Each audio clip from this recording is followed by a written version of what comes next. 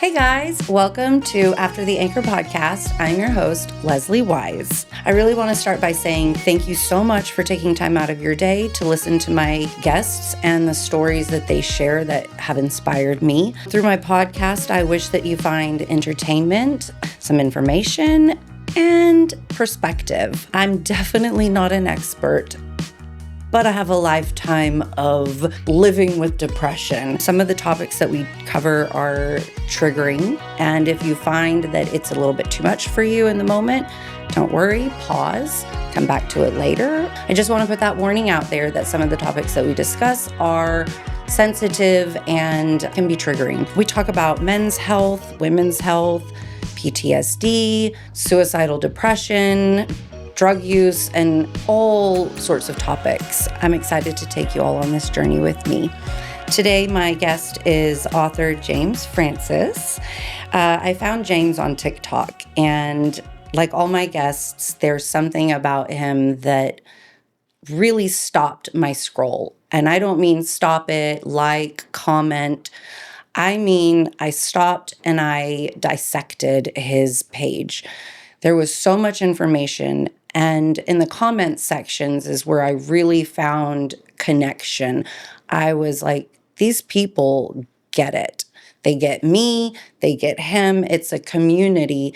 And I just felt that he had a very specific way with his words that aligned with the way that I am. It's not very censored, very authentic. And, this is a tough topic to discuss. Suicidal depression, lifelong suicidal depression is, it's hard for us to navigate. And it makes us feel a little less isolated when we know that we're not alone in this. And with that, I just want to introduce you, James, and thank you so much for coming on. Yeah, thanks for having me. I appreciate it. And I agree, it is a tough topic, but having the conversation is why I put my story out there. And I think it's really important for us to open up that dialogue, start the conversation, and continue to talk about it. I have been to so many funerals for people that have died by suicide, and everybody in the room says, I wish that he had said something, or I wish that she had said something. So let's have that conversation now as opposed to later when it's a lot less comfortable. And as someone who has had that conversation with, I don't shy away from it. I will tell people I've lived with suicidal depression since I was about 10 years old when I really understood that was an option for me. But on the other side, I was really, really married to God. I fell in love with God when I was like 5, and I wanted to be in heaven and I wanted to marry him, but I knew that suicide in the Bible was a sin. And so that's really what kept me on this earth for a good portion of my life. And thank God it did, because that was my foundation. I didn't know that I was suicide. I didn't know that was a depression. I just thought that it was a feeling state of hopelessness and emptiness that couldn't be filled back up. Sure. I didn't know that it was like a disease that you get, and you have to work through it, just like all diseases, Yes. Any illness, you work through it. Yep. So with that, let's start at the beginning. Let's go. We're going to do this interview more of like an interview style, and I want to start at the very beginning, and let's just work our way through your life. Cool. I'm It's a very fascinating life. So, James, tell me, whereabouts are you from? I grew up on Long Island. I'm currently 61, so I'm a child of the late 60s, 70s. Grew up in New York, lived in New York most of my life, and I currently live in Connecticut. Is that where you grew up? Did you grow up in Connecticut? No, I grew up on Long Island. On Long Island, yeah. Did you like Long Island as a kid? I love Long Island. It's a great place to be from. You like to go back? I miss the people. I miss the food and the beach. But other than that, no. It's too crowded for me. I live in a very small town by design, and it's manageable, and I don't think I could live there again. But it was an amazing place to be from, and I say I'm a Long Islander through and through. So, are there any demographic, like different areas of the town, like the more high-end part of town, or, Yeah, there are. And I grew up on the wrong side of the on tracks. the wrong side. Whenever people ask, or if I'm trying to like assert myself, I just say I grew up 3 blocks off the train tracks. Yeah. We heard the trains all night. Like, rich So, people don't live next to the train no. tracks. So I've got you beat there. I literally grew up in a 2-bedroom house, 885 square feet, I think it was. 4 sisters, a mom, 1 bathroom. My room was in the basement. And you could see the train from the upstairs in my house. It literally was 100 yards away. And it would So, yeah, I was every rattle. day, all day long, Long Island Railroad, going into Manhattan, coming back from Manhattan. You knew the trains were coming. The other thing we had around the corner, probably a quarter of a mile, was the firehouse. So fire sirens going off all day long. Double whammy. Yeah, we grew up in a very blue collar working person's neighborhood, and it was great. I loved it.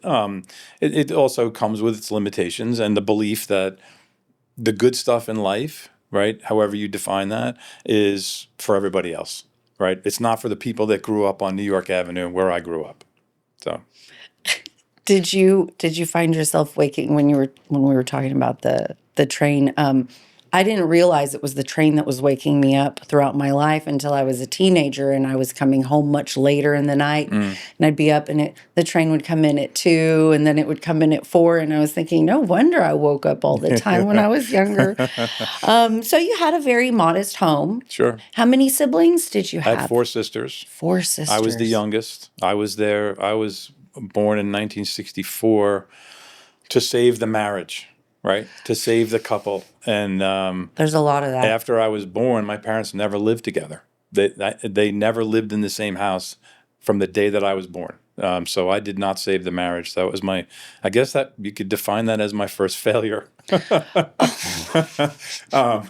So yeah, no, my parents were oil and water and a terrible match. But they did the best that they could do.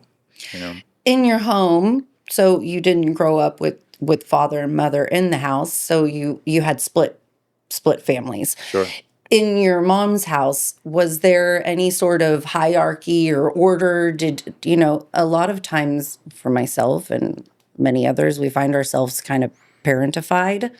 We're taking on responsibilities that we wouldn't normally, but obviously also in the 60s, 70s, 80s. I mean, a lot of us kids had real chores, Yeah, sure. but they were also responsibilities that were sometimes well above our emotional and intellectual capacities. Yeah. We shouldn't. I think that, so my oldest sister, Lisa, who passed about 27 years ago, had Down syndrome. And so my mom had her hands full, right? My mom suffered from depression, which we never understood until much later in life. And she had her hands full taking care of my sister, who had a lot of medical needs. She was highly dependent on everything, right? And in the 60s, there were no services, right? That didn't exist. So my mom was left to her own devices to take care of my sister. In fact, when my sister was born, the doctor told her, send her upstate. There's a farm where they'll take her, and forget about it, go have another child. That was literally the advice that she was given. But my mom was a pretty special person, and took that on. So in my house, the roles were pretty straightforward.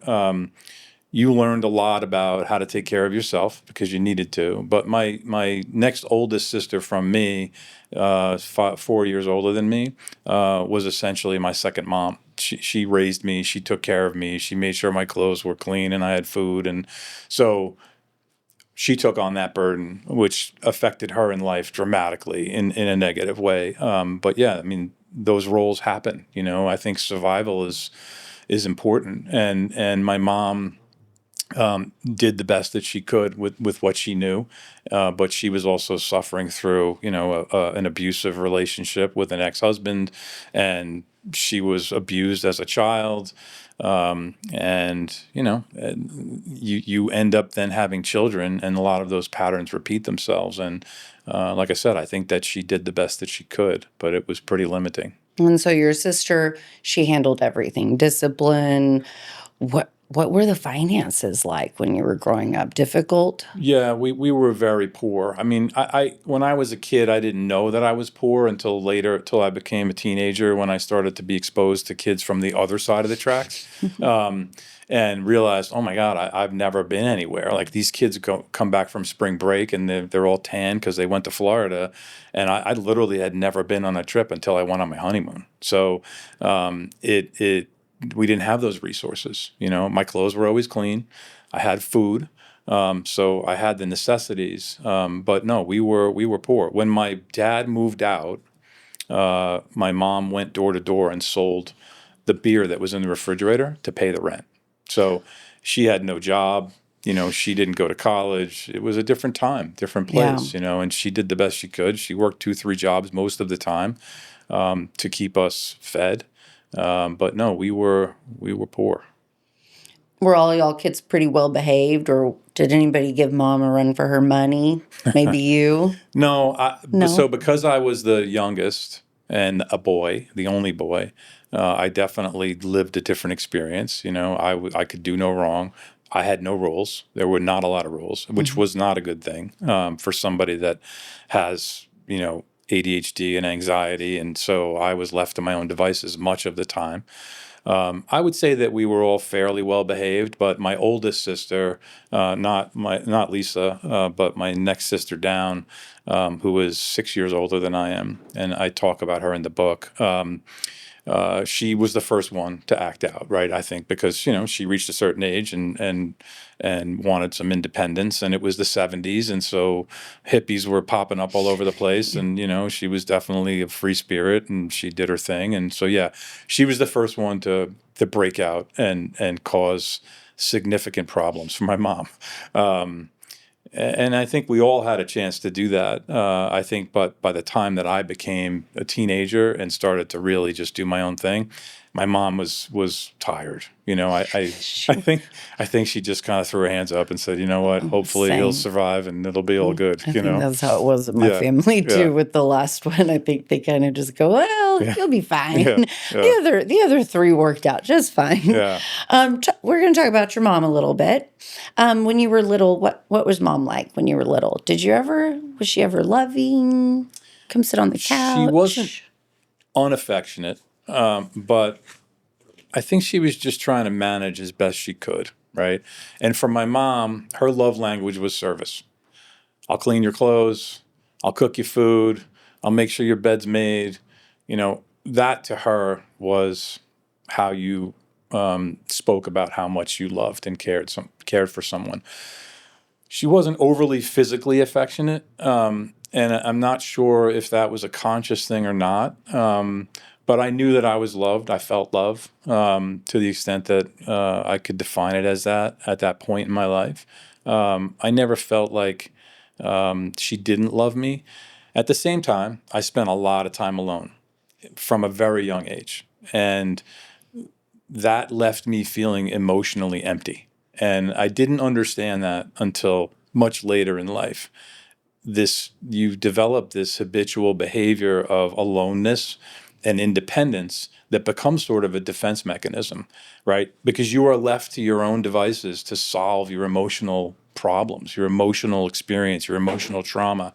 And you learn that that's what you need to do to survive. And so I spent a lot of time alone.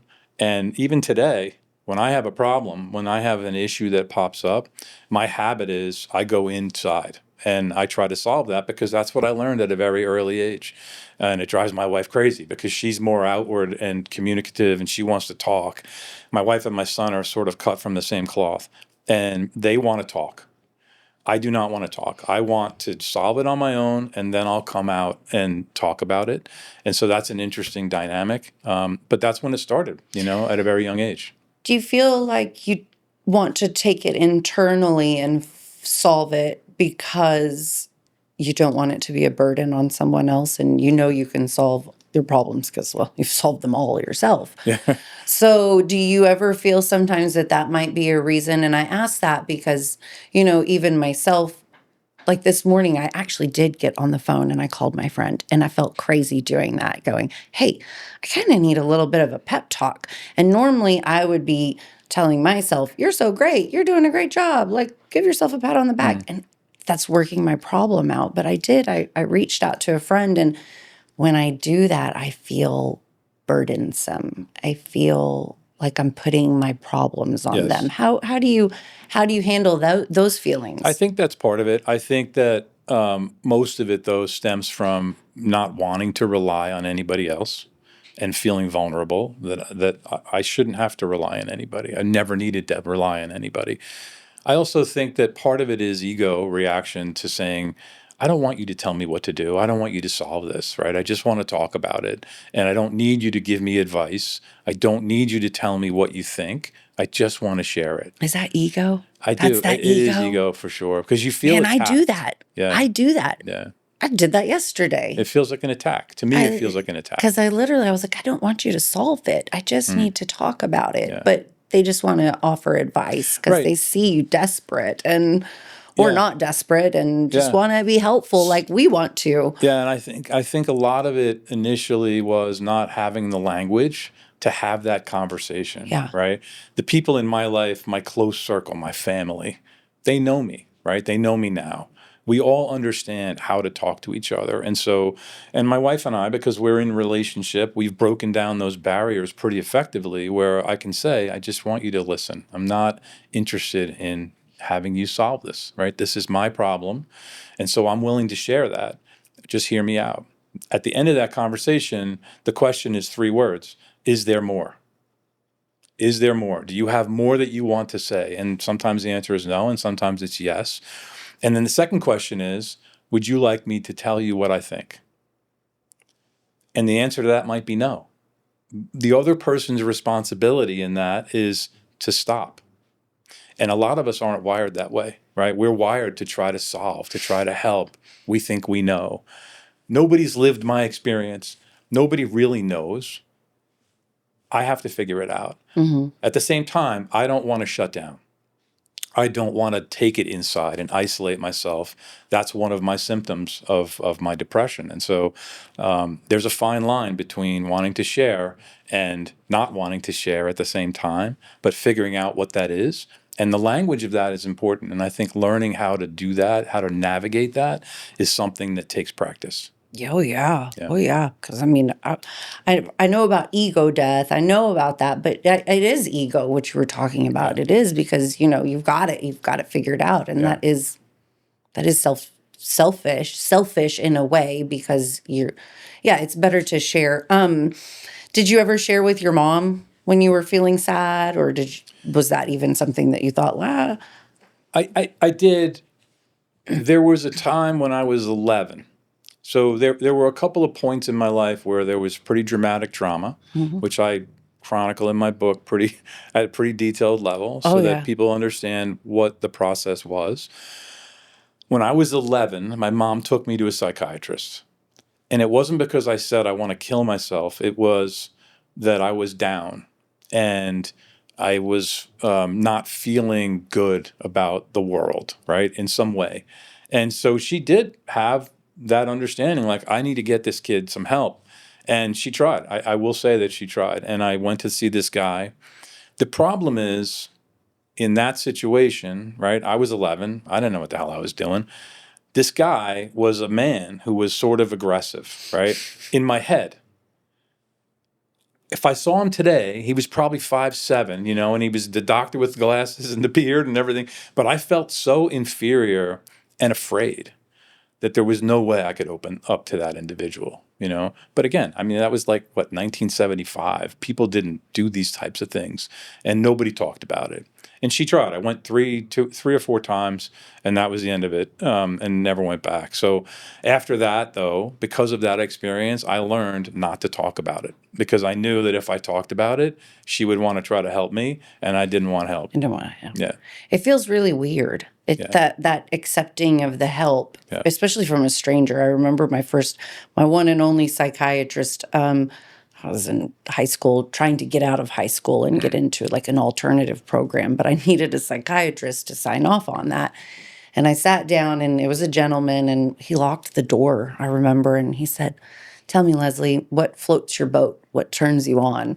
And it's funny because now looking back, I think he was just trying to get me talking. And Sure. in his age, that was completely very normal conversation. He wasn't actually asking me to tell him what turned him on. Yeah. So I think that there's some what do you suggest to someone who's thinking of taking their child to see a psychiatrist? How would you help navigate that so that these two instances don't repeat themselves? I think that is a really difficult road to navigate, and it really depends on the individual and the relationship. For us, all of our children have been to see a therapist, to see the same therapist that I saw when I got out of the hospital after my attempted suicide. And that conversation is, hey, listen, you have a coach for playing sports. This is a coach for your emotional and mental health. And so not making it feel like a negative thing, that it's just a coach, right? I have an accountant that handles my taxes. I have a lawyer that makes sure I don't get sued. I have a coach that helps me in the gym for my training. This is a coach for my heart and my head. And it's an enjoined situation because we're all going to go together, right? You're going to do your own thing separately from us, but we're going to start together and then we'll go from there. And I think a lot of that has to do with the therapist and their approach and how they handle this, right? From a modality standpoint. It has to be the right person. And if the therapist isn't the right person, that's okay. Go find another one. It's like trying to find a pair of shoes, right? You put on a pair of shoes, they don't fit. You put on a different Even pair. if you like them, even if you Exactly. love them, They might look good, but they they might don't look feel good. good. Yeah. And that's okay. You Yeah. don't just say, "Oh, I'm done shopping for shoes." You Yeah. go and get the next Yeah. shoe because you got to put something on your feet.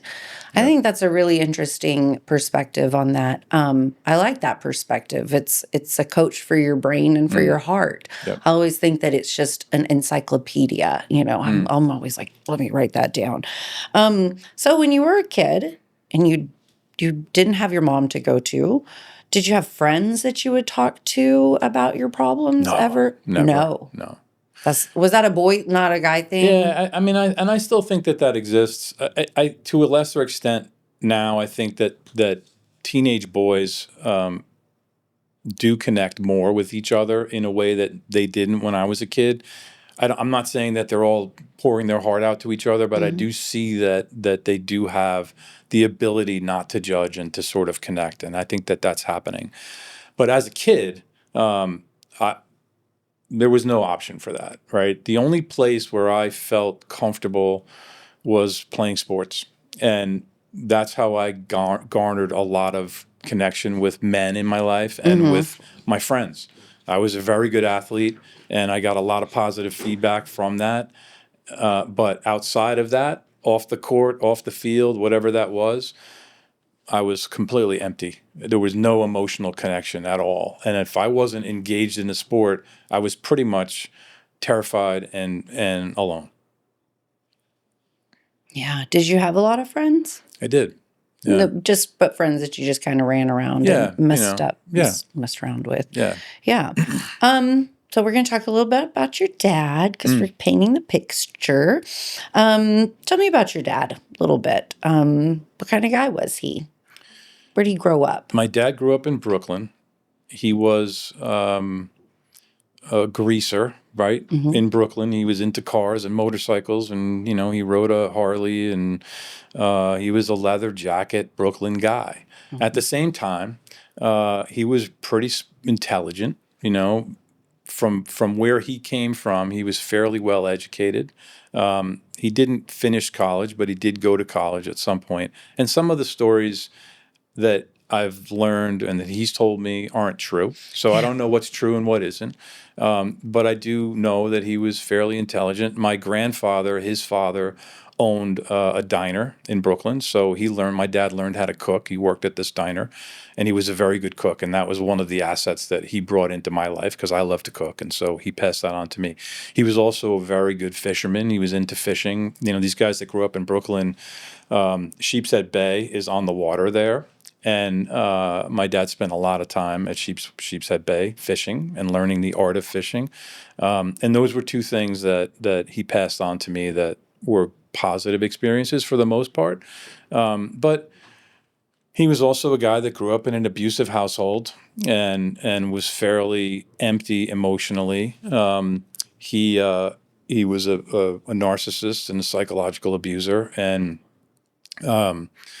that was pretty painful stuff to be around. He was somewhat violent. He never physically hit me.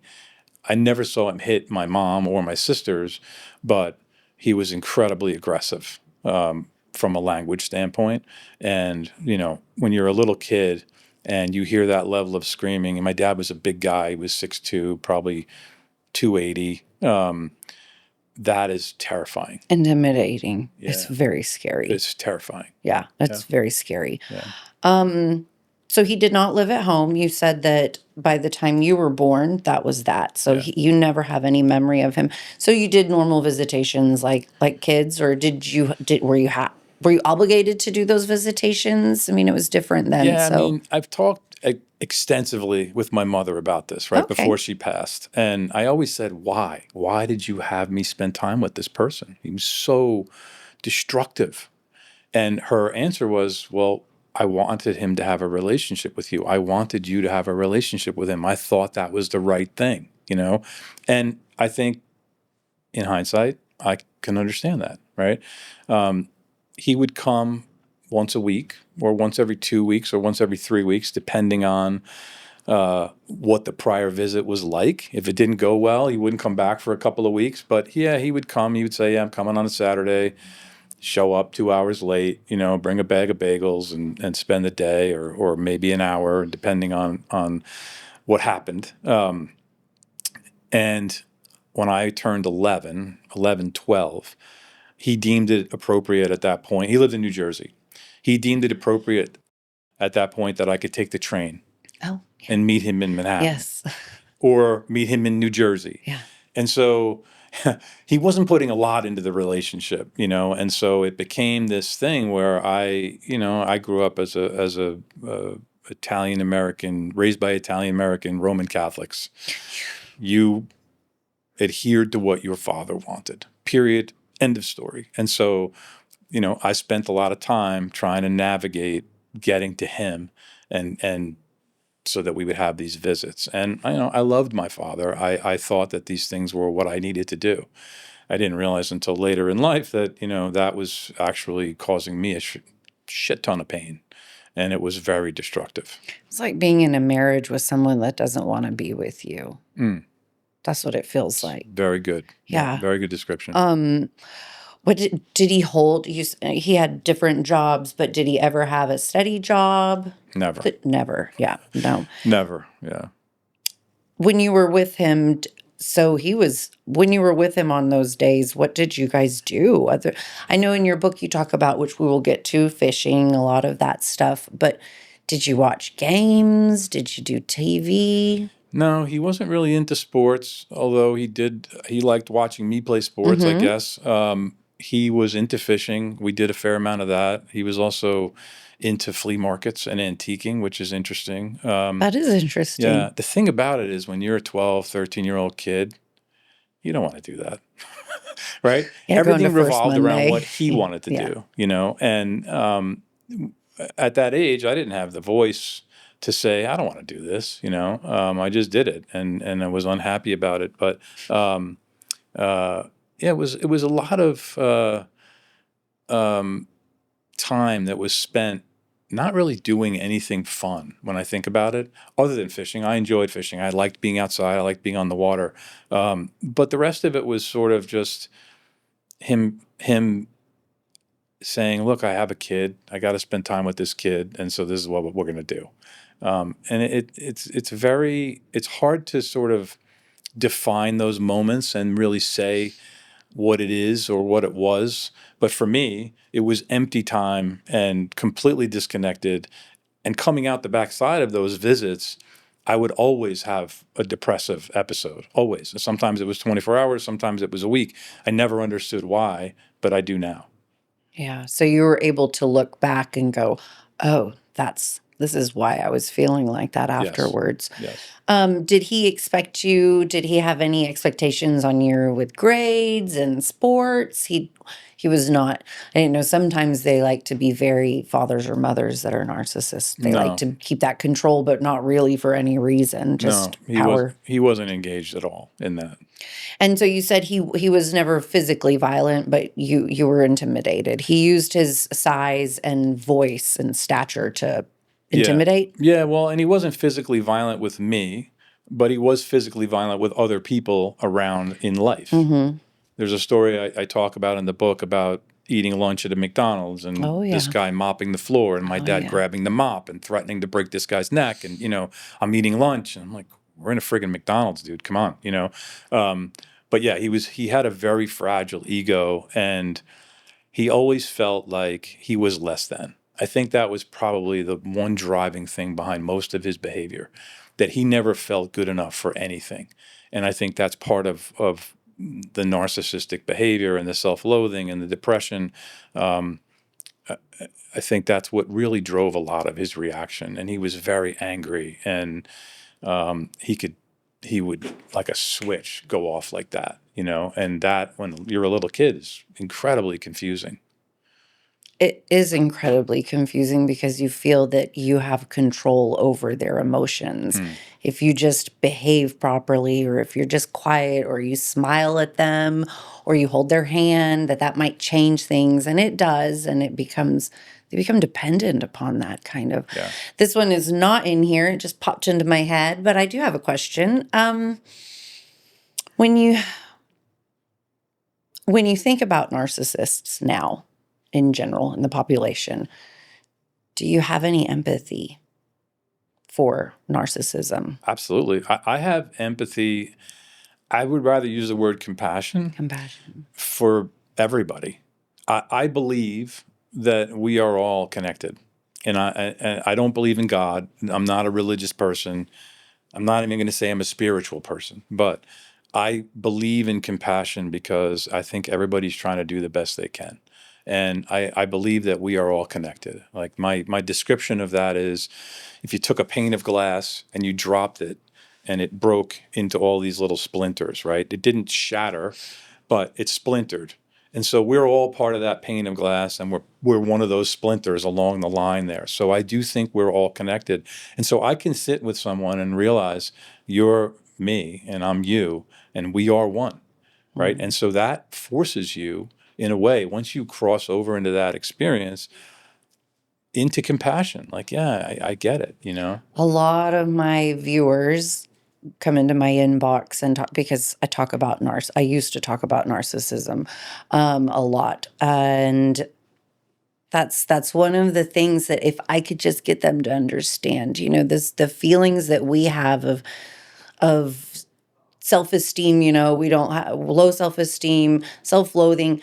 If I have these feelings of myself and I don't have narcissism, I cannot imagine the cycle of feeling that negative space in myself. And that's where I find sympathy. I can feel sympathy for a narcissist because I cannot imagine the emotional turmoil that is just bubbling in your head. Exactly. Yeah. And that's how I'm able to forgive, because I'm like, the pain that they're experiencing, I mean, it's carnage what they do to others, but it's because they're in such horrible places. It is. And I don't mean to say that I don't react to it or get angry. It still frustrates me. I'm a human, right? So I get it. But when I take a step back and I breathe into it, that's when I can realize, yeah, you know what? I have compassion for that. The other thing, the other thing that I think is interesting is my therapist early on said, we were talking about my dad, and we were talking about people that experience this level of mental anguish. And she said, you might want to be thankful that that's that person's role in life, and that's not your role. And I think that is such a great description. Like, I can look at somebody and say, who maybe is acting like an asshole, right? And I could say, I'm glad that you are taking that role today, because that's not me, right? Yeah. I know that I can take that role sometimes, but I think that's a really great way to look at it. I know with myself, with my PTSD, that I I do a lot of comparison. I mirror others. And so I try to relate in different ways to everyone. And I don't know, I'm curious, did you ever question yourself? Or did you ever have those feelings inside where you thought, I have a difficult time controlling my temper? Am I a narcissist? I have thought that before. I probably once a week I try to tell myself I must be a narcissist, and obviously it's just not the case. No narcissists are ever that self-aware, but it. I'm curious on you. I mean, I have had incredible moments of anger and destruction. I mean, up until the point where I wound up in the hospital, yeah, I mean, my ego was running the show. I talk about this all the time in my speaking engagements where I say that I lived the American dream. And in the course of chasing the American dream, I lost myself and let my ego become the CEO of me. And when your ego is running the show, anything is open to possibility, right? Yeah, the sky is the limit. Yes, yeah. And as somebody who was a fairly successful athlete, I learned aggression, right, inside of what the sport that I played, but that also carried off the field. I put myself in situations quite often where I was fighting in a bar or attacking someone, verbally for cutting me off on the road or whatever. Those are moments that I would love to have back. But that's uncontrolled anger and ego, and that is what it is. So yeah, I lived it. I don't think I ever questioned myself as a narcissist, but I absolutely was on the same path my father was on in terms of destroying every relationship in my life because that's what I believed I deserved. It's very interesting because it runs parallel, side by side, somewhat, but in a different way. We're gonna wrap up your dad and kind of head more into this house. So we know you had sisters, and did your siblings have to go over to your dad's?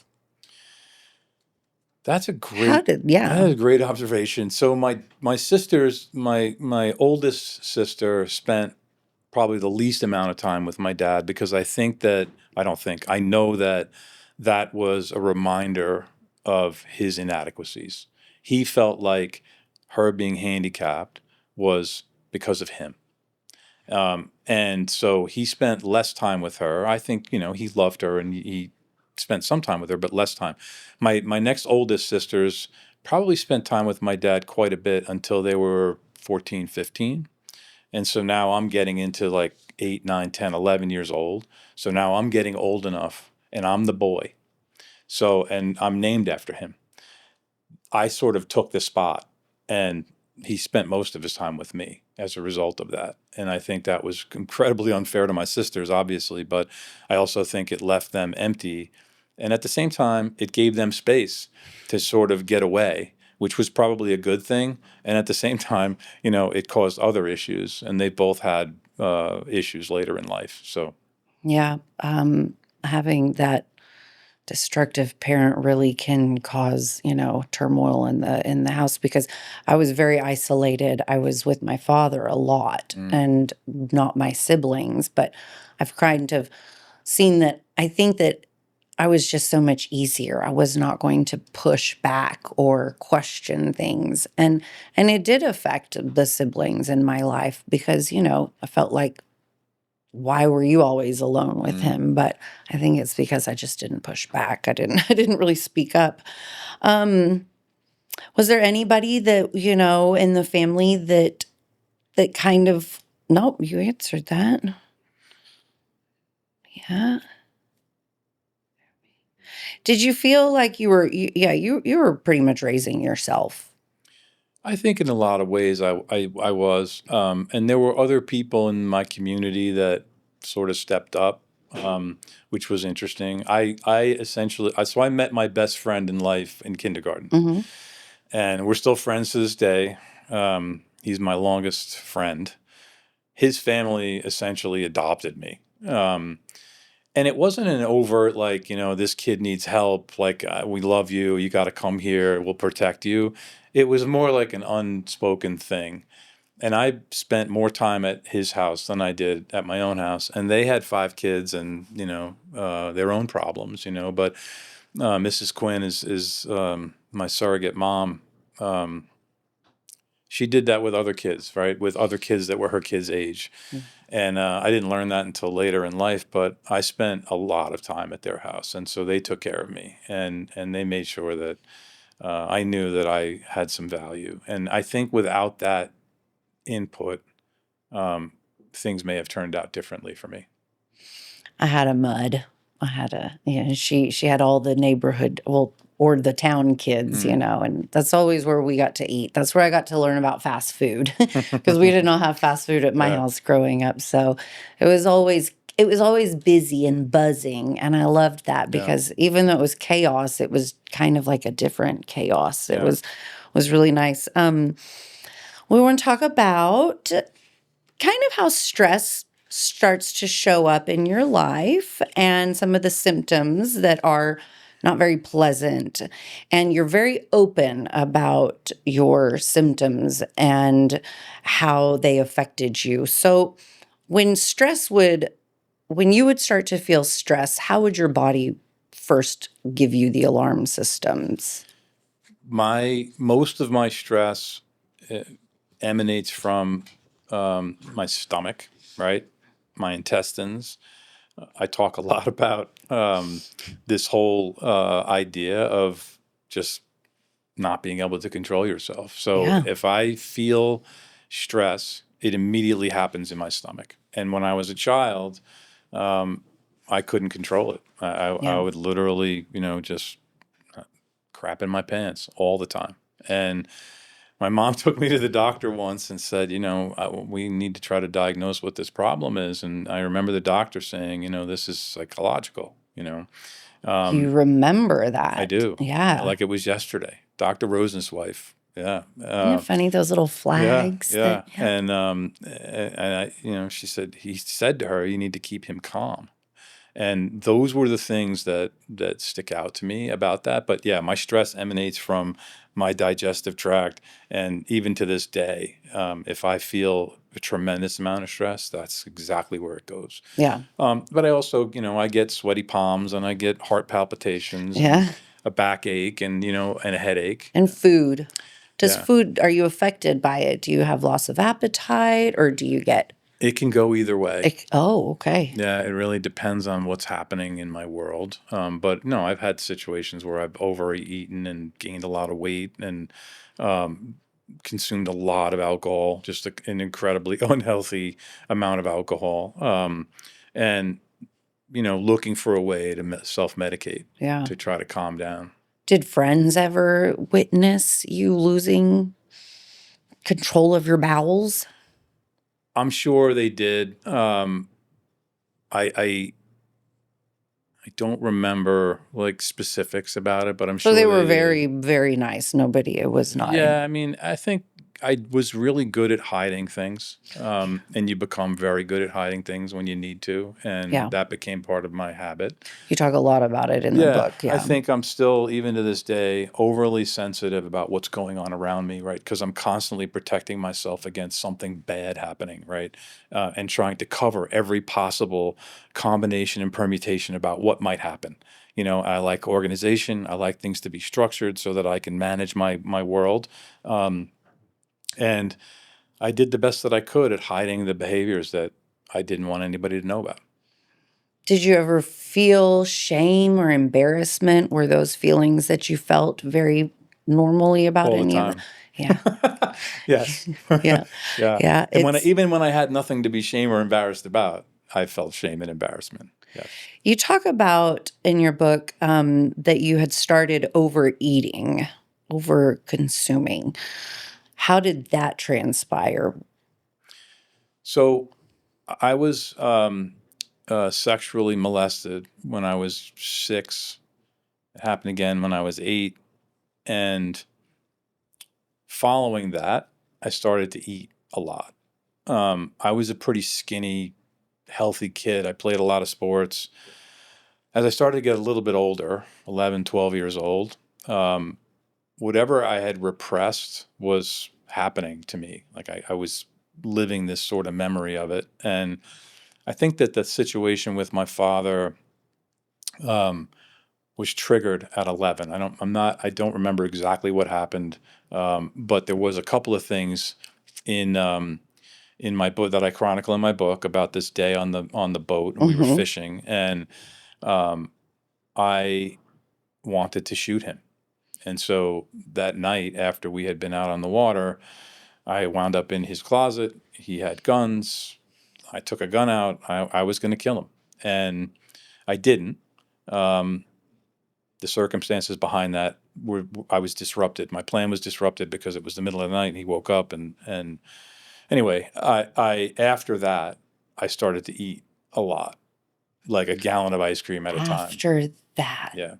Yeah. Yeah, we're going to talk about that point for sure. But Yeah. you're all of the points that you've brought up too, I'm like, yes, because they're very descriptive traumas.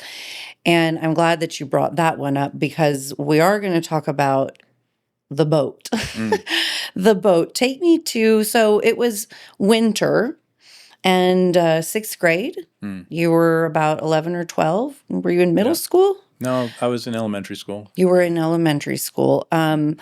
What was happening? What was happening that morning around the house? Well, we were in New Jersey in his apartment. Oh, maybe I'm thinking of the wrong. Oh yeah, you were. Nope, sorry. Yes. You're thinking about the first day that I had suicidal ideation. Yes, sorry. I should have been more clear. You were in your boat. What, your mom had left. Yeah, she went to work. You were supposed to go to school. Yeah. You got shipped out the door, and you didn't go. My mom worked in Brooklyn, so she caught the train at like 5:30 in the morning. She would make sure everything was set. My sister would make sure that I got off to school. And I left the house, and I went around the block, and we had this crappy old Chris Craft boat in our backyard that was basically rotting. The wee tree. Yeah, the wee tree. Wee tree. Yeah, oh my God. And it was up on blocks, and we used to play in it as kids. That's what we did, right? It never went in the water after, I think, probably I was 3 or 4. So it had been sitting there for years, right? And so I went around the block, and I climbed into the back of this boat to hide, because that's where I was going to spend my day. And I remember laying on the deck of this boat, covered in leaves, right? It was fall, and I covered myself up in leaves, and I laid there for hours. And it was the first time I felt like nobody's going to know where I am. Nobody is going to even pay attention to where I am. It really doesn't matter where I am. It doesn't matter that I am. And that was the first time I thought, suicide is definitely an option. I don't even know if I knew that word, but I knew that I didn't want to live anymore. I knew that I had been in pain. I had gained a lot of weight in that 12 months previous because of this other episode, and consuming, just as much sugar as I could eat to try to soothe myself. And that was the first time that I was suicidal, that I really thought, I'm going to kill myself. And that thought became a habit. It became a pattern in my life. Whenever I experienced depression, I would always go to, this is an option. And I think in some cases that's very comforting, right? To know that there's an outlet. Not that you might not ever use it, but to know that that's an option feels powerful. But it becomes a habit, and it becomes something that you fall back on in a very sort of destructive is not the word, but negative way. It becomes this sort of out. And it's not something I ever really shared with anybody. I didn't tell my wife until we met. We met in college, and I think a couple of months into our relationship was the first time I actually admitted that I had been suicidal in my life. And that was the first time I really had shared that information with anyone. So, what made you not want to go to school that day? Just a kid? Yeah, I think I'm a kid. Had you ever skipped? Not up until that point. No. Wow. Yeah. If you can think back, for myself, the first time I realized that sadness was really profound was because of a song. It was Eric Clapton's Tears in Heaven song. And I was about 5th or 6th grade when that song came out. And I remember feeling that really deep sadness because I knew his son had died. And so I was kind of putting that into me, like, what if I died? And then Kurt Cobain killed himself. And that was how it implanted into me. Did you know of anybody growing up that, I mean, not personally or personally, any famous actors? Was there anything that had kind of planted that? Where'd you come up with it? People didn't talk about dying by suicide back then, so I don't know if there were actors or famous people. I had 2 neighbors that died by suicide. Okay. They fell and hit their head. That's what I was told. Oh, And so, no, I didn't really know that, but I knew that I didn't want to be alive. I didn't care. I was in so much pain. And to your question about why I skipped school, looking back on it now, right, I've done parts work. I've sat with that kid, right, that 12-year-old kid, and said, what do you need now? What is happening in your world? And at the time, I didn't know this, but I do now. I was trying to seed some control in my life. I was trying to have, not seize some control in my life, some power, because I felt powerless, that I had to go see my dad, that I had to do these things that I didn't want to do. And I think I was trying to maintain some level of control. And that's really what it was. That's why I took the day off. And I think the next step in control, if you're completely miserable, can feel like suicide. And it can feel like I am empowered to do this because I am in control of my life, right? It's a destructive outcome, obviously. It's a permanent solution to a temporary problem. a very temporary. But if that's what you're thinking and that's all you know, it seems like a reasonable outcome. I also think that for me, later on in life, when I was feeling suicidal ideation, it was more about me not wanting the people in my life to be exposed to me. And that is a feeling of low self-esteem that is really hard, I think, for people to understand if they don't experience it. It's very hard. Yeah. It's very hard to experience it too. Yeah. Do you have any words of advice that, when someone's feeling, you said a permanent solution to a temporary situation because feelings come and go. They could last 5 minutes, they can last 30 minutes, and they will go, and then they can come back. Do you offer anything on that? Yeah, so I talk to people all the time about the fact that at 61, I'm finally living happiness. And I've been living happiness for the last 20 years. I never thought a day like today was possible. And that is the best advice I could give someone is, hey, get through this. It's temporary. Temporary might be 5 years, might be 15 years. For me, it was almost 30 years. That's temporary when you think about life in totality. And so I urge people to try to understand that I have a day like today because I went through the work that I needed to get through. And that to me is the best possible outcome. But I know that when you're in it, it's almost impossible to see that. When you are in the throes of depression, it is almost impossible to see that that's possible. But that's what I try to urge people is that, look, if I can be happy, if I can experience this, it's possible. And you use a lot of tools. You've talked about tapping and parts work, and all of those are very usable for these situations whenever you're feeling less than empowered in life. Do you use these tools in those moments, or are they kind of tools that you use to prevent? It's a little bit of both. So I have experienced some depression, some depressive episodes over the last, 3 or 4 years. They don't last as long as they used to because I now have the tools that I need to use, right? I have this roadmap of 10 things that I practice on a regular basis. When things go off the rails and I'm not being my best, I can go back and look at that list and say, this is what I missed. And those 10 things are really simple. And everybody has what they need. The thing that I caution people in is you can't just start doing these things, right? You can't just start doing these practices and move forward. I guess some people can, but for me, I had to go backwards to learn exactly what happened and why I was wired the way that I am so that I could understand that and then move forward. And literally, this is about going back to that 6-year-old kid that was molested and say, hey, you're safe. This is never going to happen again. And releasing that.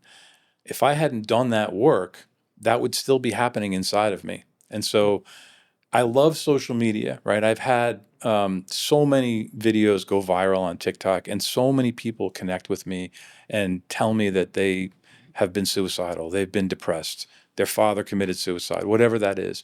And I think that that's a great thing, right? The mental health support community on TikTok, on Instagram, wherever, it's phenomenal. The downside is people see some videos and they self-diagnose. Yeah. They're like, "Oh, I know I'm depressed," and that's not the way it works, right? You need to have a professional. You need to engage with the professional, and you need to have that person help you work through whatever it is that you need to work through. Yeah. Let's go back to the boat because we Yeah. were just talking about some feelings. When you were in the boat and when you were covered up in all your leaves, were you thinking about your life in a deep sense? Like, were you in your head? Were you looping, I was. It was the first time that I can remember trying to put my head around what life is about.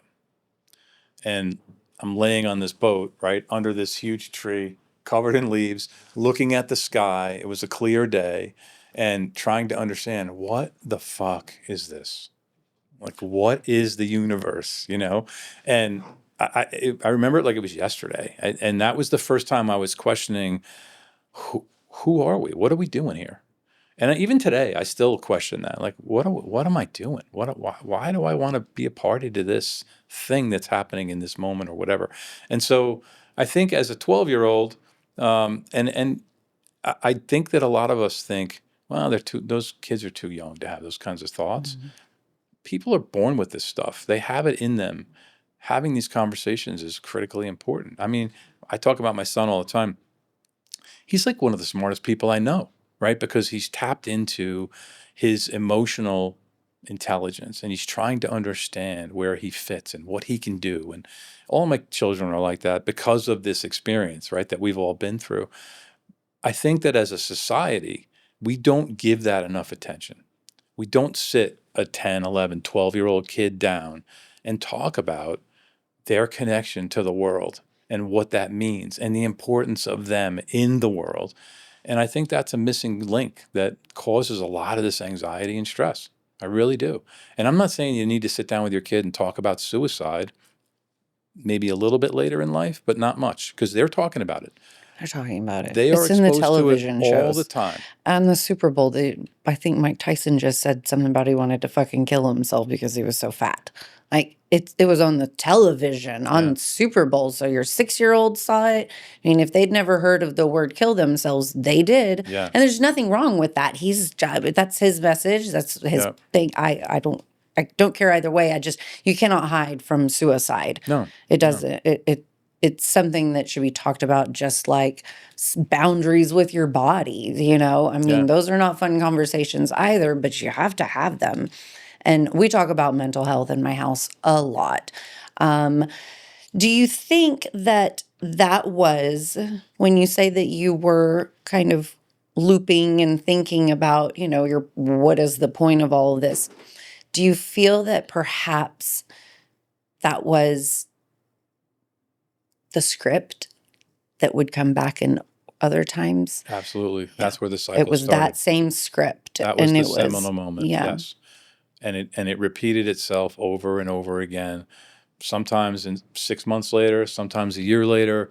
I went through a period when my wife and I first met in college where I went for probably 3 years without a depressive episode.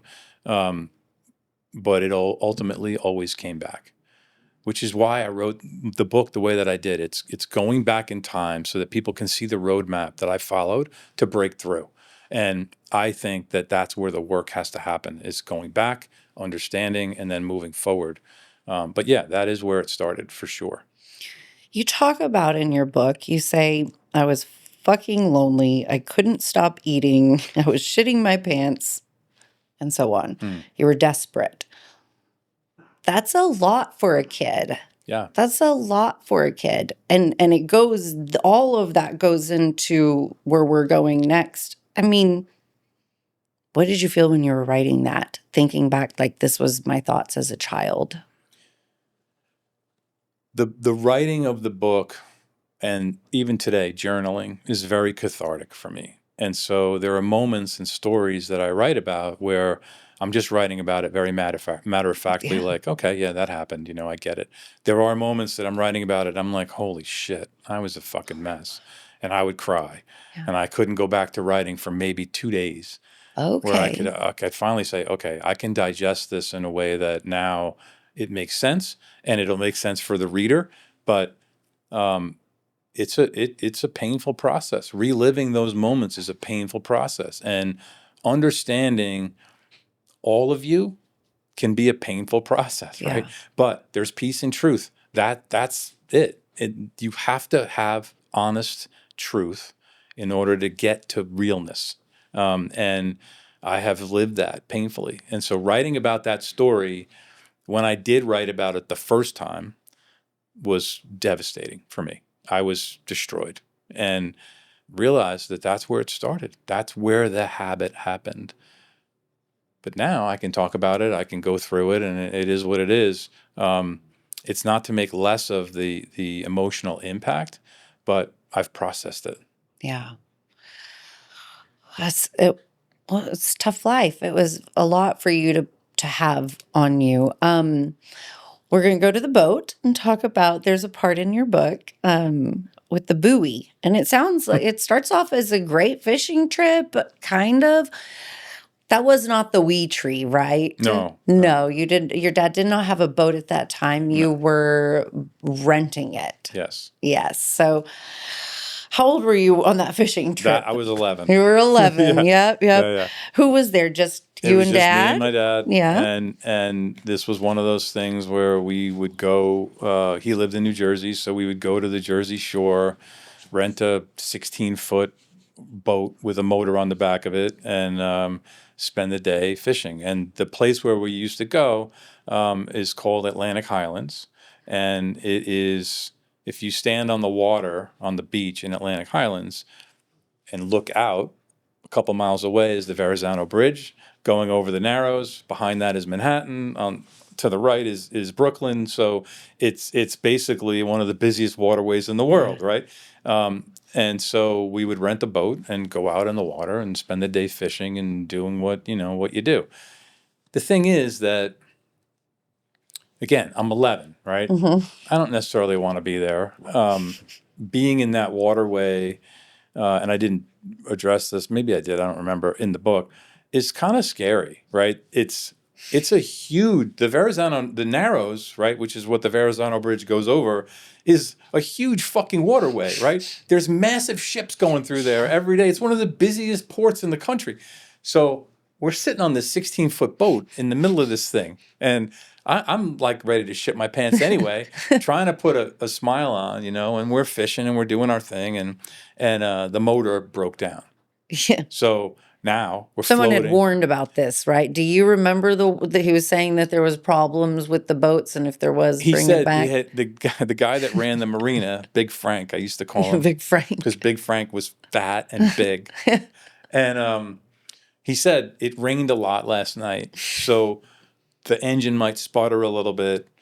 Told him to do something or whatever, it'll straighten itself out. And if you have a problem, bring it back, and we'll give you another one. And I remember that conversation like it was yesterday.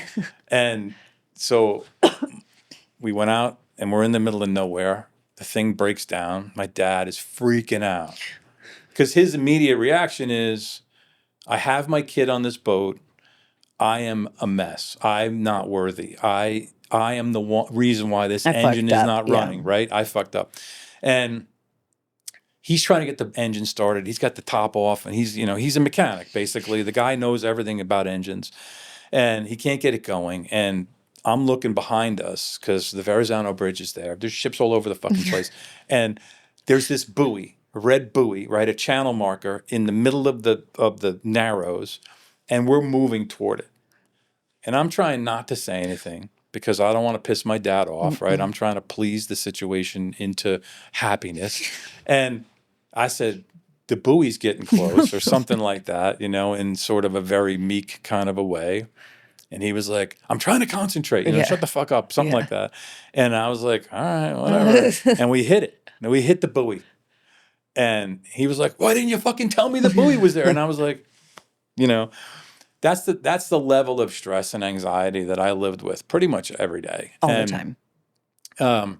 So we hit this buoy and, we're in a 16-foot wooden boat. And the thing just, was like, I'm like, we're going to die, and he finally gets the engine going. We motor our way back to the marina and, he pulls up to the dock. It's now low tide. So when we got on the boat, it was high tide. The boat was even with the land. Now it's low tide. So we're down like 10 feet and he's looking up. Big Frank is on the dock and my dad is screaming at him, right? This engine doesn't fucking work. You gave me a shitty boat. Frank says, it rained last night. I told you this was going to happen. My dad grabs the motor and he's going to throw it in the water. And Frank says, if that thing hits the water, now Frank is screaming at him, if that thing hits the water, you're going to buy that engine. And I'm on the front of the boat and I shit my pants. And it's obvious, right? I mean, it's just obvious. So now my dad is like, I'm a complete loser, right? I know that he completely internalized that now looking back on it, that it was a complete reflection on him and his failures in life and his inability to function and not be successful and all of these stories that he's telling himself, right? We get up on the dock. Big Frank pulls me up. My dad climbs up. The engine's in the water. Frank is screaming at him, you owe me $300 or whatever the number was.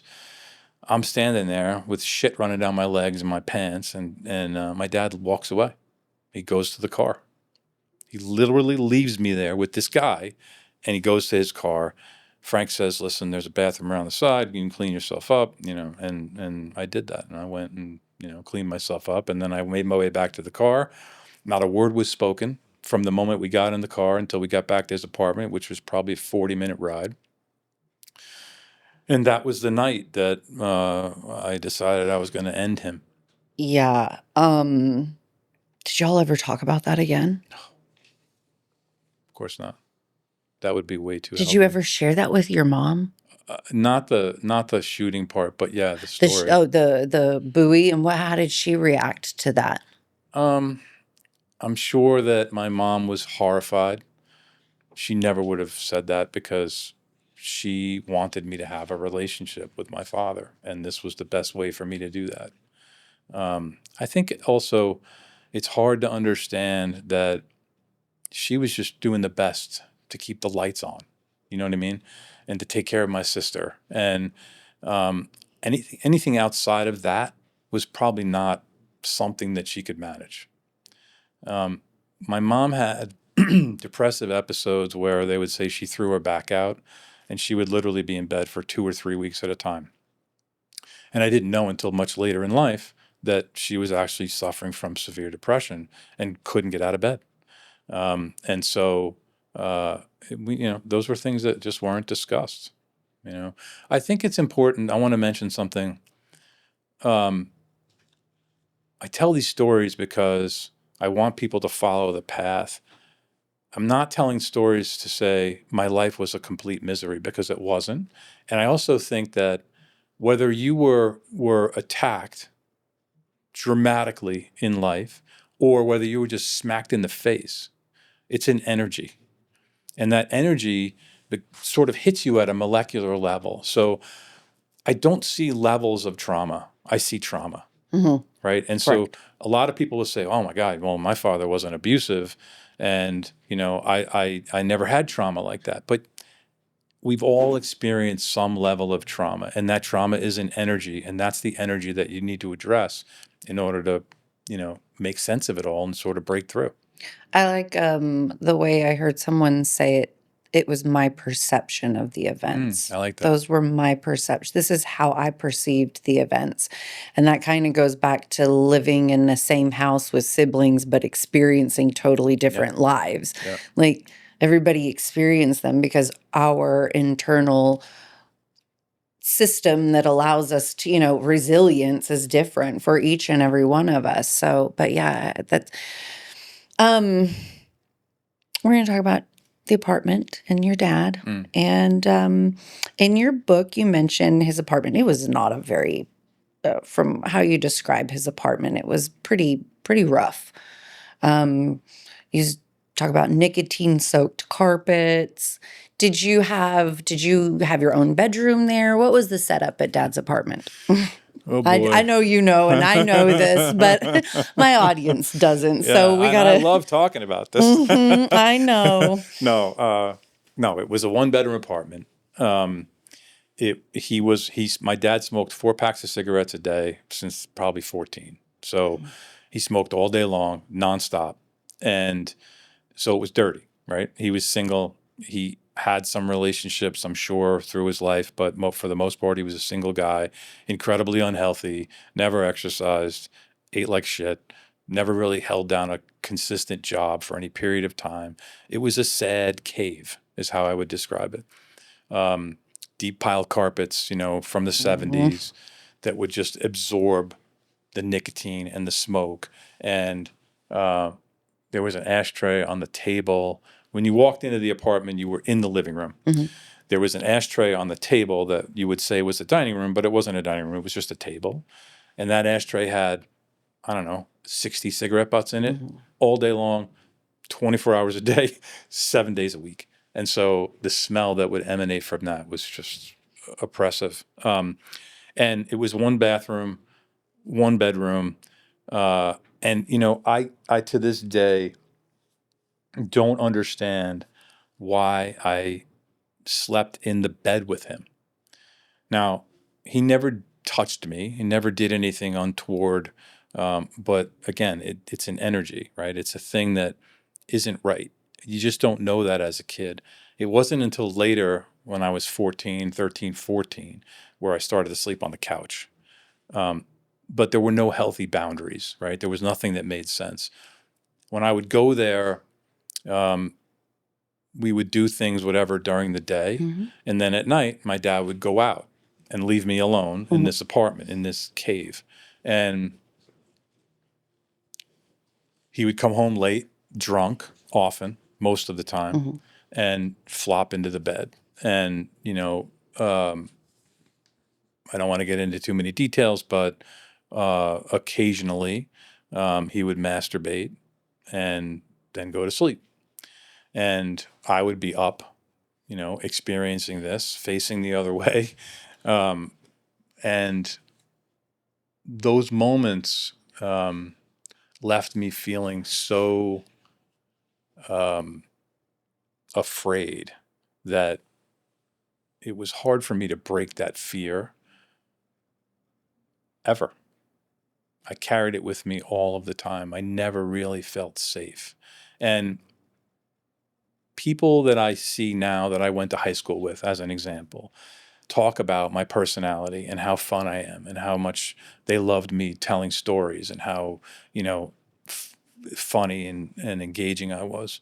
And the reality was I was so afraid of anybody to see who I really am that they never really knew who I was because I didn't let that happen. And yeah, I was a great athlete and I was fun at a party, but I had this fear because of those moments that lived in me all of the time. And were you able to make any sense of that when it was happening when you were there? I thought it was normal. You thought it was normal, yeah. Were you ever comfortable enough to share that with anyone? I talked to my mom about this, I think, once. It wasn't until later on in life when I went into therapy that I was able to really talk about it openly and be honest about it. I felt so much shame for not protecting myself and so out of control for not being able to take myself out of that situation. And that was something that really hurt a lot, that I had to forgive myself of. And it took a long time to get there. Did it help strengthen boundaries with you? Did you have stronger boundaries with sharing beds with people after that? I wouldn't say that. What I would say though is that it had a negative impact on my sexual health for my entire life. This is hard to say, but those moments, and obviously being sexually molested, destroyed my sexual health for life. Yeah.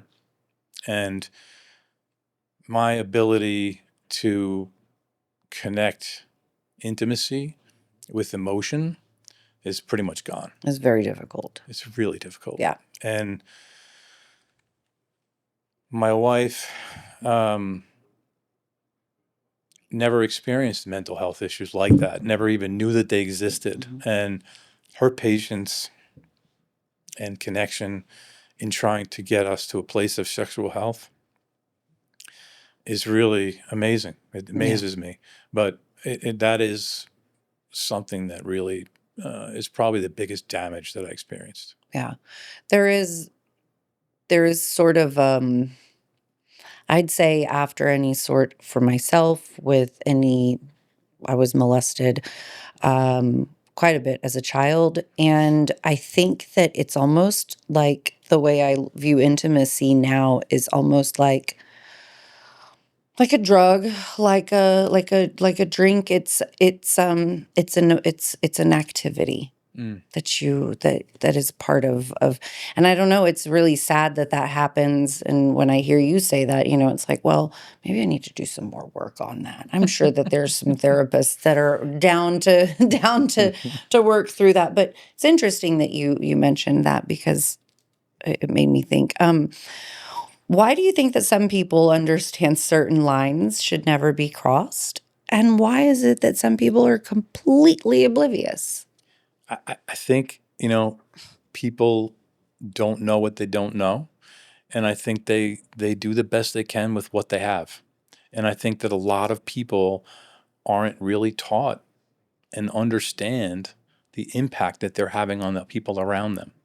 And when somebody's a narcissist, it removes, it's gone. There's no filter. It's gone. Yeah. Right? It's all about them and what they need in that moment. And that's it. We're going to talk about the gun. So you were 11 when you went into your dad's closet, and that was after one of the evenings where he had come home late from the bar. Take me there. What were you thinking when he fell asleep and you were like, "That's it"? Yeah. So he fell asleep. I got up and went into the bathroom, and I remember leaving myself to a certain extent, that I really didn't want to feel the pain anymore. And I vomited, I threw up. And so that was happening inside of me, this intense anxiousness and fear, and just feeling like I have to take control. I can't not do this anymore. So when I went into the closet where the guns were, my initial thought was, I'm just going to sit here where it's safe. And I'm protected. I'm isolated. He can't get to me. I don't want to see this anymore. And again, he didn't touch me, but it's the energy, right? It's that feeling. And then I turned the light on, and it was a pull chain, string pull chain. And I turned the light on in this closet, and there, staring me in the face, is this box full of guns. And I thought, well, this will solve the problem.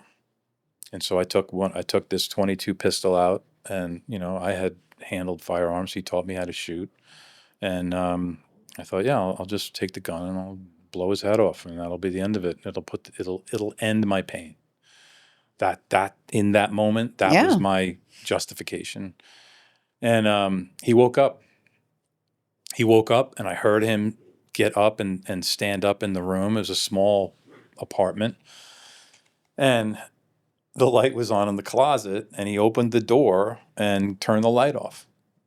Never looked in, nothing. Just turned it off. Went to the bathroom, went back to bed. And I sat there sobbing and realized that I was not in control. I didn't have any confidence. I didn't have the ability to protect myself. But I put the gun away. I closed the box and I went to bed. Were you scared? I was terrified. Yeah. And then did you have guilt? Tremendous guilt, shame. Next day, got up. He drove me to Penn Station in Manhattan, put me on a train, 11 years old. I walked. He didn't put me on a remember, train. and that's when you realized he dropped me off on the corner of 8th and 34th, and I walked down the stairs and went to the train. You talk in your book that you realized that he didn't care. No, that was the thing. And the thing is, he did care, right? But to his capacity, didn't understand what that really meant. And I don't fault him for that. It took me a long time to get there. But I remember, up until the time I confronted him on some of this when I was like 23, that I felt that he didn't care, that he just didn't give a shit. He didn't understand. And, that there's the saying that anybody can be a father, but very few people can be a dad. And that's really what this was about for me. Yeah. He wasn't a dad. He was my father, but he was not a dad. Yeah. And in some ways he was, right? But in other ways, and in most ways, he was not. Taught you some things. He did. You learned some things. But we learned stuff from all sorts of people. Some good and some bad. Some good, some bad. So really, you think that the reason you did not pull that trigger was just lucky sequence of events? Dad woke up. Do you think in hindsight, if he hadn't, that little boy could have done it? I don't think so. I don't think the 11-year-old could have done it. Yeah. The 18-year-old, the 20-year-old, absolutely 100% could have done it. There's no doubt in my mind. I had experiences of anger and fits of rage that if I had had a gun in my hand, for sure. But not the 11-year-old. I don't think he would have done it. He was still too innocent and fragile. Did you see something new in yourself after that? Like kind of climatic, like I'm no longer this little boy anymore. Like I don't think it was that deep, but I did double down on destructive behaviors. Yeah, through your teen years, which we go into. Yeah. Did you carried suicidal thoughts into your teen years? Yep. Did you ever, was it always more broad, or did you have a plan? And that might be personal. No, I never really had a specific plan. I've had some moments in time that I remember. One of them was leaving for work when I was older and going to get on the train and thinking, okay, I'll jump in front of the train. That was probably the biggest plan that I had, where I was just going to jump in front of a train and that would be the end of it. When I was a teenager, I don't remember having any specific or set plan. I used to think, I'll go in the garage, close the door, run the car, or jump off a building. That was something I often went to.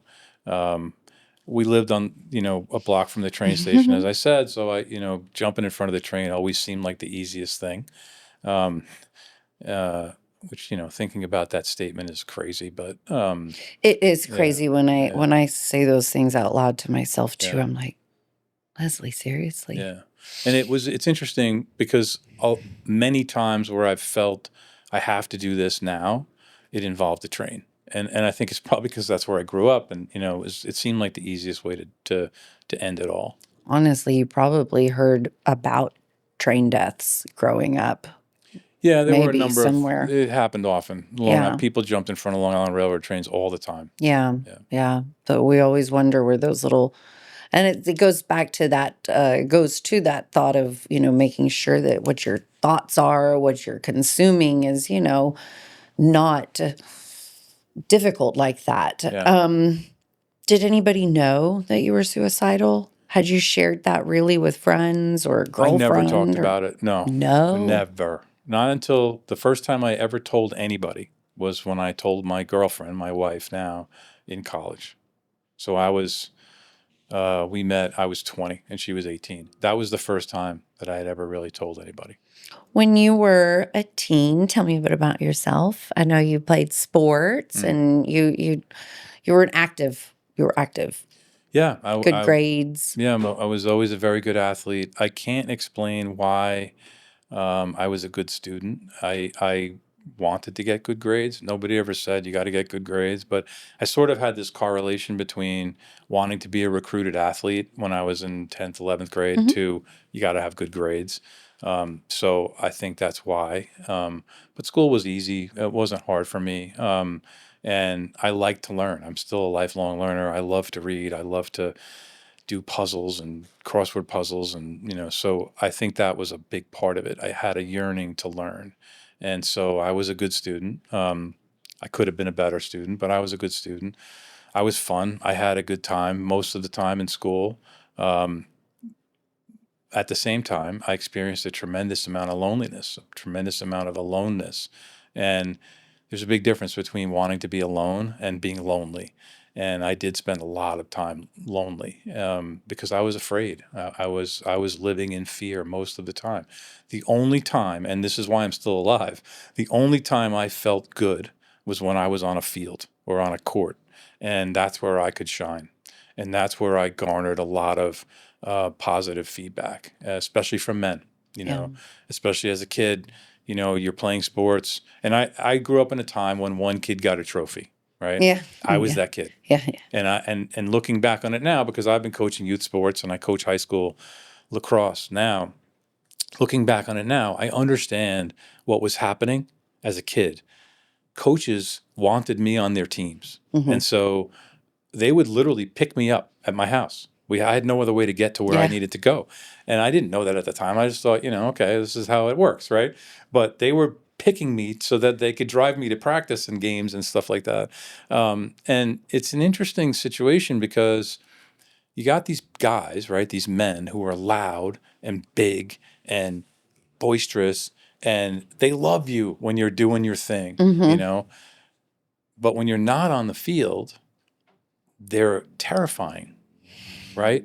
These loud, aggressive people are terrifying, especially when you grow up in an environment like I grew up with. Yeah. And so I lived in fear when I wasn't on the field. And my relationship with men was really driven by that. It was hard to feel good and to feel confident in any other scenario unless I had a ball in my hand, then I knew this is my place in the world. And the thing about that is when you step off the field, you are emotionally empty. And nobody is trying to feed that, right? Nobody is addressing that side of your life. And when the field is done, right, when you get out of college, and I was an All-American athlete, and I was a Division I All-American athlete. I was in complete control. But when you're done and then you're out in the working world, all of this shit floods back to you. It's like, I have no meaning now, right? I am now going to believe this story about the fact that I am weak and afraid and I don't have confidence. And so, that became part of the habit.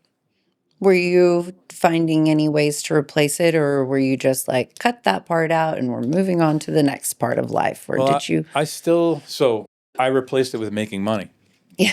I focused on making money. I grew up poor. I wanted to do nothing but make $100,000, right? In 1987, when I got out of college, 88, when I got out of college, making $100,000 was the goal. And that's what I did. I took all of the energy that I had from playing sports and put it into working. And I was obsessed. I just wanted to make money and be a success and chase the dream, right? The American dream. Yes, I had a great relationship, or I was in a great relationship with my wife.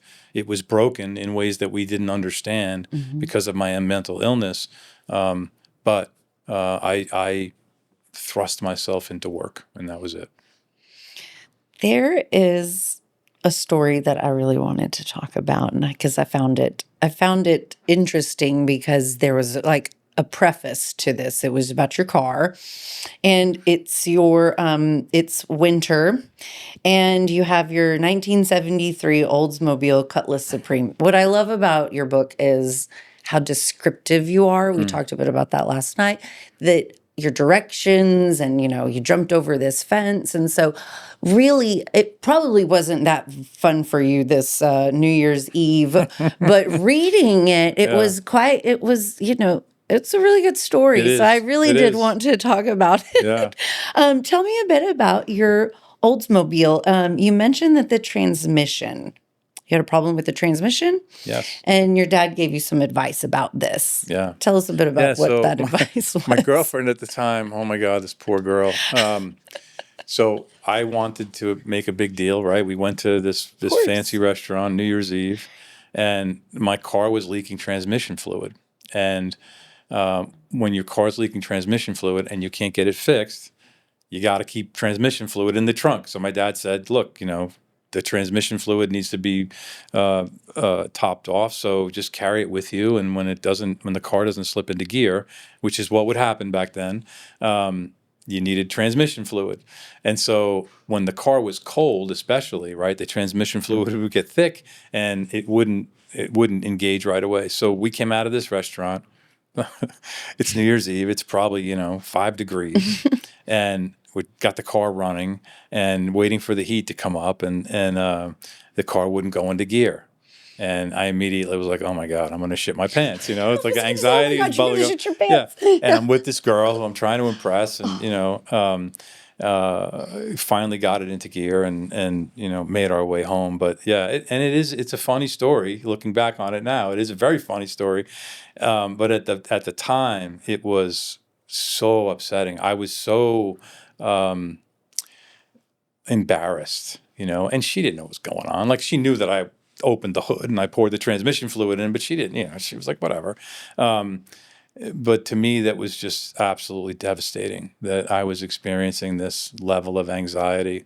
But the lead in, or the story that it leads into, is what happens next, right? And I don't know if you want to go there, but that's, I took the car in because I had to get fixed. It was at a point where it was happening all the time. So I took it into this place to get the transmission fixed. They had it for a week. And I worked at a store, like a CVS. It was called Rock Bottom. And I'd gotten paid $138 for the pay for the week. And I had to walk to work, to and from work, because my car was in the shop. And so I'm walking back to my house, which was on the other side of the tracks, literally from where I was. It was probably, a half a mile. And I had to walk past the train station on my way home.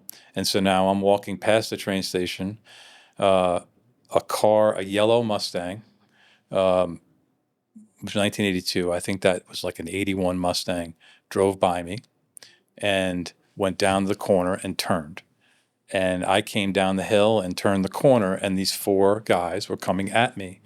Now, I was a junior in high school. I was aware enough most of the time that the world could be a dangerous place, but not in my neighborhood. I was 200 yards from my house, and they attacked me. These 4 guys attacked me. Violently. Yeah, very violently. Violently. Yeah, they beat me with a baseball bat and a stickball bat and a gun, and split my head open. So the way this transpired, I came down the corner, turned the corner. The biggest guy, who turns out was 22. All these guys went to prison. He was 22. He was huge, right? I was a skinny little junior in high school. He punched me in the face. He said, how you doing? And then he punched me in the face. And so I started to run, because that was like sort of my instinct. But there were 4 of them, and they cornered me against a wall, and stood me up against the wall. They started to talk to me about taking my money, and I saw out of the corner of my eye this bat coming at my head, hit me in the head with the bat. And I immediately thought, okay, if I don't protect my head, they're going to kill me. So I bent down in sort of a crouch position and in a fetal position, standing up as tightly as I could. And they just started to beat me. They had a gun. They split my head open with the gun. They hit me in the back, in the legs. I stood up at one point and held my hand up like this because this bat was coming at me again. Broke the bones in my hand, and then they stood me up and pointed the gun at me and said, we're going to kill you, and told me to run. And the irony of this is there's a woman in my neighborhood where I grew up, Mrs. Fortuna, who knew everything that went on all the time and told everybody's parents everything that was going on all the time. And I hated this woman, but the grass, her front yard, was literally 15 feet from where these guys were beating me up. And I couldn't get there. She wasn't there. Miss Kravitz was not at the window. No. The thing is, she was on the phone with my mother. That's right. Yeah. And so I started to run in that direction. And the guy with the bat hit me again, like here, right in the ribs. And they said, no, the other way. And I ran the other way, and I turned the corner. And in the course of that, they shot at me from probably, 50 yards or so. You thought you were going to die. Oh, I did. I thought I was dead. Yeah. Yeah. I mean, I think that's any reasonable thought is that, it was like they were playing with you. Yeah. And they were. I'm really sorry. They left me and robbed a beverage center and killed the kid. Oh. Yeah. Yeah. So I just got lucky. How did you get home? So I turned the corner and I ran up the street, and I realized, shit, they could run me down, It would take them a minute to turn the car around and whatever, but I knew I had a very short amount of time to get away. And so, or at least I felt that way anyway. So I ran as fast as I could up the street, turned as soon as I could into somebody's driveway, and that where I was a bunch of houses that backed up to houses that were on my street. And so I ran into this backyard. I jumped up onto this fence and hurled myself over the fence, and then through the next person's yard, and then over their fence. Literally, I was across the street from my house when I jumped over this second fence, but I hit the ground, and my adrenaline was starting to leave my body, and so I was really dizzy, and there was blood just pouring out all over the place, and the blood hit the ground, and I was like, oh shit, I'm bleeding, And I got to my driveway, and I ran up the driveway, and I opened the side door, and inside of our house, the wall was all yellow. I opened the door. My mom was in the kitchen on the phone with Mrs. Fortuna, and this blood just came in the door and just covered the wall. And my mom was like, oh my God. And she said, Evelyn, I have to call you back. My mom, because of my oldest sister, my mom was very good at handling conflict. Massive issue, right? There was always some medical problem happening. She was always good in an emergency. She went into fight and flight really. She knew exactly what to do, how to be. I mean, yeah, my mom would have been phenomenal, like EMT. Medic, yeah. Because she, in a crisis, that's who you wanted. Yeah. And so she called 911, and I lived on a street with all blue collar people, right? There were, I think, 2 or 3 New York City cops that lived on my street, a couple of firemen. Everybody in the neighborhood was a volunteer fireman. People were at our house in 25 seconds. Yeah. And it was unheard of for something like this to happen, right, in my neighborhood. Look, it was a poor neighborhood, poor lower middle class neighborhood, but it was a very safe place. Much violence. None at all. Yeah. And I mean, the only violence that existed was probably inside of people's houses, right? Yeah. But something like this didn't happen, and they were 4 black guys, and I lived in a predominantly white neighborhood, and as soon as people heard that that's what happened, it was like, forget about it. I mean, they opened the floodgates. Every cop within 5 miles of my house was on our street. They were all over that neighborhood trying to find these guys. And so, it was a traumatic experience. Do you have a problem with yellow Mustangs? Well, you said in the book that it didn't belong or something. I think that there's a part where you said, you noticed it was a yellow Mustang and it didn't. Yeah, because it was a brand new car. Yeah, There and were you're no like, new cars in it my was, neighborhood. there was something peculiar or Yeah, different about it. yeah. So, yeah, how do you feel about those yellow I'm okay Mustangs? with it You're okay now, with but it? yeah, I mean, it took a long time for me to feel comfortable just being out, and about at night. And even today, my kids will tell you, I constantly am scanning the world for what's going on around me. I mean, I know now it's a practical thing, but it's in me. It's an innate thing, and I've been telling my kids since they were old enough to hear me that you got to be paying attention to everything that's going on around you Yeah. all the time. When you were laying in bed that night after it had kind of settled down, what were you feeling? Were you angry? Were you pissed yet? I was angry, You were yeah. And I pissed. remember yelling at my mom in the driveway when they had me strapped to a gurney because my mom taught forgiveness and acceptance always. And she didn't have a racial bone in her body. And I remember screaming at her about the fact that black people had come into our neighborhood and you tell me that I should love everybody and it's all bullshit. So, yeah, my anger happened immediately. Immediately. Yeah, it was a pretty immediate. That night I was angry and I don't remember feeling fear. The next day it got worse because my father showed up. And my father showed up in the hospital and brandished a gun. Yes. I'm going to solve It's this. going to help. I'm going to go walk that neighborhood until I find these guys and I'm going to shoot them and kill them. Now, in that moment, as a 17-year-old, I remember my reaction being like, well, that's not going to help me. But I didn't really understand how broken that reaction was. What I needed in that moment was to be held.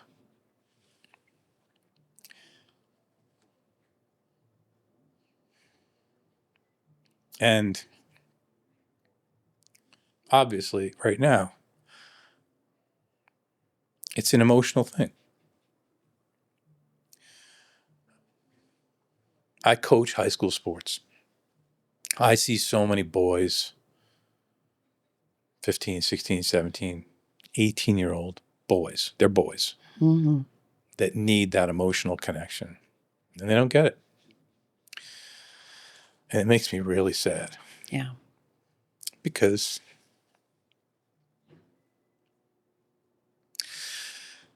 we, as a society, are misunderstanding that. That level of vulnerability for boys to become men is incredibly upsetting. And it's something that can be avoided. Yes. But men don't have the language for that level of vulnerability, and they're allowing their egos to take control, and they don't understand it. And it's funny. I can talk about these things all day long, and sometimes I get emotional, but it's rare. And so I don't know why this is hitting me so hard right now. But I think paying attention to that emotional connection that needs to exist between men, especially fathers and sons, is a missing component, which is why there's so much anger and pain in the world. And I talk about meditation a lot because meditation is a way to calm down and ease anxiety. If we meditated for a generation, if we taught an entire generation to meditate, there would be no more war. Because once you are connected with yourself in that way, it is impossible to feel the level of anger that I felt that day when I got attacked. And that is what I want to see happen. That's why I started this conversation. Well, that's why you're here too, because I know that there are so many young men, grown men, who don't have anyone to talk to. Yeah. And they don't even, this conversation, they don't even have to relate to because people are not talking about. We are talking about it a lot more now. Yeah. And thankfully, there are men in your position who are willing to come and share and be vulnerable because it exists in all men. It's just a matter of suppressing, and suppressing is just dangerously toxic. Yeah. And so when I do my speaking engagements, I stand up in front of a room, right? I'm 6'3". I run multiple businesses. I was an all-American athlete. I'm a man, right? I can confidently say that I am a man, right? I have done it all. I've been in bar fights. I've been aggressive. I can be competitive. I'm still to this day competitive. I love to make money. I love life. And at the same time, I suffer from depression. It's okay, Yeah. right? It's okay. I'm giving you license to ask for help. Yeah.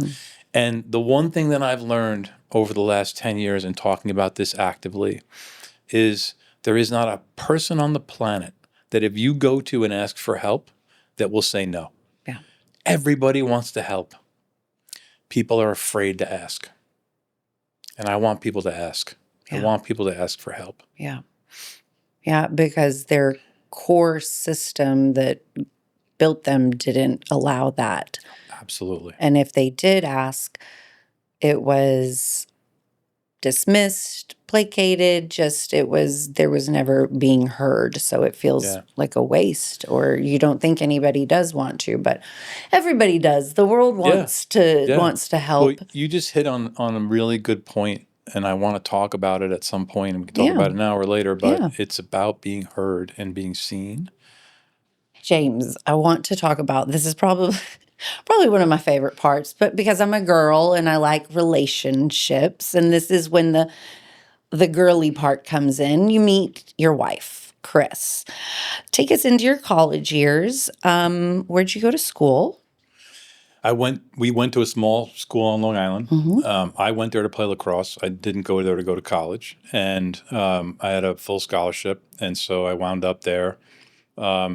In my sophomore year, my second year there, I saw this person walking toward me, and it literally was one of those moments where life stops, and I saw her, and I was like, holy shit, who's this? I need to meet her. And turns out she was very good friends with other people that I was friends with, but we hadn't really connected. And that was on like a Tuesday. And then on a Thursday, we would go to the Rathskeller, which was the on-campus bar. Uh-huh. And so got a chance to actually meet her in person. And, I pursued her quite a bit we were friends for like 3 months. And I wouldn't say that I have no game. I'm not good at, I was never good at pursuing women. And I was never the guy that, would go after a woman in a way like, let's go on a date or whatever. I'm sure it was very passive aggressive, but it's a funny story. So we went to the Rat that night and did a lot of drinking. And somebody had said that she lived in this dorm on campus, Chapman Hall. Mm-hmm. And I said, "We're all going to Chapman Hall. I got to find this girl." And it was probably midnight, 1 a.m, something like that. And I hit every button on the intercoms, trying to get somebody to open the door for us. And she showed up at the door. And being as suave, as sophisticated, and confident, I jumped into the bushes. So kind of an inauspicious start. But anyway, a couple months after that, I sent her flowers to try to say, I'm interested. Did she play hard to get? Not really. No, actually, she made the first move. So yeah, sent her the flowers. We wound up that day. My roommate, myself, and Chris went to the mall, which was like a 20-minute drive. And then on the way back, we dropped my friend off, and just she and I were. So she was in the middle. It was me driving. She was in the middle, and my roommate was on the right and on the passenger seat. And we dropped him off, and she didn't move over. She didn't scoot back over. I think that it's really sad that like, I mean, I'm glad that nobody's sitting in the middle seat of the front of a car anymore, Yeah. but there was something about hopping in and, you had to be the one in the middle or in Yes. between the gear shifter Yeah. too. Yeah. And It's then so funny. that was her clue. She Yeah. didn't hop over. She just stayed right there. She was always a very confident person. Like, she knows who she is, even to this day. She's a force to be reckoned with. And we talk about this. There were signs where she should have run, and not stuck around, 100%. For whatever reason, she did. We connected in a very tight way, very early on in our relationship. We had this. I lived in this 2-bedroom apartment off campus, and I had a loft bed. It was raised up and was up against the ceiling, literally like 6 inches from the ceiling. And we laid in that bed with the radio on, just talking for hours and hours and hours. And that was the foundation for what we've been able to endure, to live. And I think we're finally now experiencing a level of connection that you really want to get to, And I think that the breakdown and the breakthrough allowed for an opening up of the connection that hadn't existed before that. Chris knew that I had depression. She knew that I was not right. We would have conversations about happiness, and I never really understood what the hell that meant. I just didn't get it. And she was a happy person. And she stuck it out. I mean, one of the interesting things that happened after my breakthrough was I was no longer the identified patient. She didn't have to keep the plate spinning. She didn't have to make sure everything was safe because Jim was, suffering from depression. And it allowed her to then start to take care of herself and to learn the things that she needed to learn. And it allowed me to take care of her in a way that I had never done before. So it's been an incredible experience, And I think that relationships are difficult, right? Anybody who's married or in a partnership knows that that's hard. But when you break through to a point where you've lived through all the hard stuff, it becomes a totally different experience, It's literally a partnership. Yeah. It's because when I say it's more like a business. I don't mean it in the sense that it sounds. I mean it in a sense that you both want each other to succeed. Like, you're investing in this business instead of it being just a relationship. You see how you are both part of this one thing. You mentioned that, you guys had the 6 inches between you and the ceiling. So there wasn't much, outside influences. Do you think, looking back now, that might have been the foundation? Because, if we're busy building relationships like in 2026, we're not at home 6 inches from the ceiling on that's just not happening. We're out in bars, we're out at concerts or whatever. Do you think that there's something lost now? I know this kind of off subject, but do you feel like that might have been a good foundation? Absolutely. And I do think that something's lost. I think social media, the negative side of social media, is sucking the life out of connection. Yeah. I really do. And I think that, like, I talk to my son. He and his people that he's been in relationship, not the one he's in today, but prior to this, most of their communication when they're not together is via texting. And I'm like, dude, have a conversation, and it becomes easier for them. It becomes more, it's their sort of outlet. And I think that social media is destroying human connection. And the whole AI thing scares the shit out of me because I don't think people are smart enough to use it in the way that it can optimally be used for positive, But yeah, no, that was absolutely the foundation. In fact, even today, the best moments of our relationship are moments where it's just us. There's no noise. There's nothing happening. We're sitting, in our backyard, looking up at the sky. Those are literally the best times. Those are. And in depression, it's important. I've learned that I've always been appreciative. I've always been appreciative of when the sun is out. I'm just an earthy girl. I'm appreciative of the rain. I'm appreciative of the cold. I see the purpose of all of it. Where was I going with that? there is something that when you realize that you have depression or you have trauma or whatever it is, it's important that you, instead of being appreciative for the moment and the sun or the great weather, you're appreciative that this is the good time. That you can say, oh, well, I don't just love the sun. I'm not just appreciative. Look at this great weather. You say,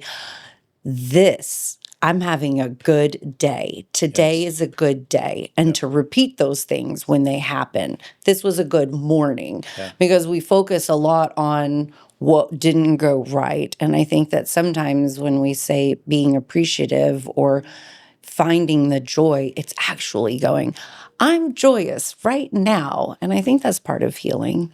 100%. Yeah, I agree. Yeah. And in fact, the title of my book, There's Coffee in the Fridge, is a metaphor for small magical moments. That's what it's all about. Yeah. Yeah. Everybody's in a rush when they're in college. I think everybody's in a rush to grow up because you just want to get out of the situation. Even if you've got a great home life, you still want to just see what's next. Now you got the girlfriend, you got the degree. Did you feel the pressure to get like the picket fence? Did you feel that pressure? Was it good pressure? When we found Chris, you go, oh, okay, it's all going. So yes, meeting Chris, having her in my life kept me alive through college. And I did not experience depression at all from the time we met until I graduated. My goal, as I mentioned, was to make money. I wanted to be successful. I wanted to have all of the fancy things. It was the 80s, people were flashy and because of how I grew up, I wanted to be successful. And so I thrusted myself into business. On one hand, it was good to have a goal and to have some level of competition. On the other hand, because of my personality traits, it was incredibly destructive and it led to bad behavior. I didn't realize that it was happening in the moment, but I was self-medicating pretty much every day. I was in a sales role in the corporate insurance business in Manhattan. I worked on Wall Street, and I would go out at night with clients, right? Because I thought that that's what was important, and drinking myself into oblivion. And it wasn't so much that behavior in and of itself, but it was also the fact that after I would get drunk, I would try to get into a fight somewhere, and I was trying to kill myself. I wanted somebody to kill me, and over time, that grinds on you in a way that you don't really even see, but it has such a negative impact. And because Chris was such a tapped in, happy person, that energy that I was bringing back into our relationship was destroying us, Yeah. And if it weren't for her level of commitment and loyalty to not want to fail, we would have ended our relationship, at that point for sure. And we talk about it now. I mean, we got married very young. We got married 6 months out of college. Looking back on it now, there's no way we should have got married. And not only that wasn't just an age thing. I had no idea who I was, right? And I wasn't honest with her about what I was feeling and the fears and the experiences.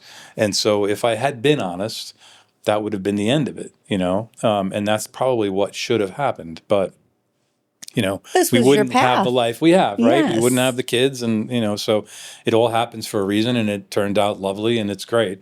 But there's been a lot of pain and destruction along the way, and it's hard to be the person that causes that.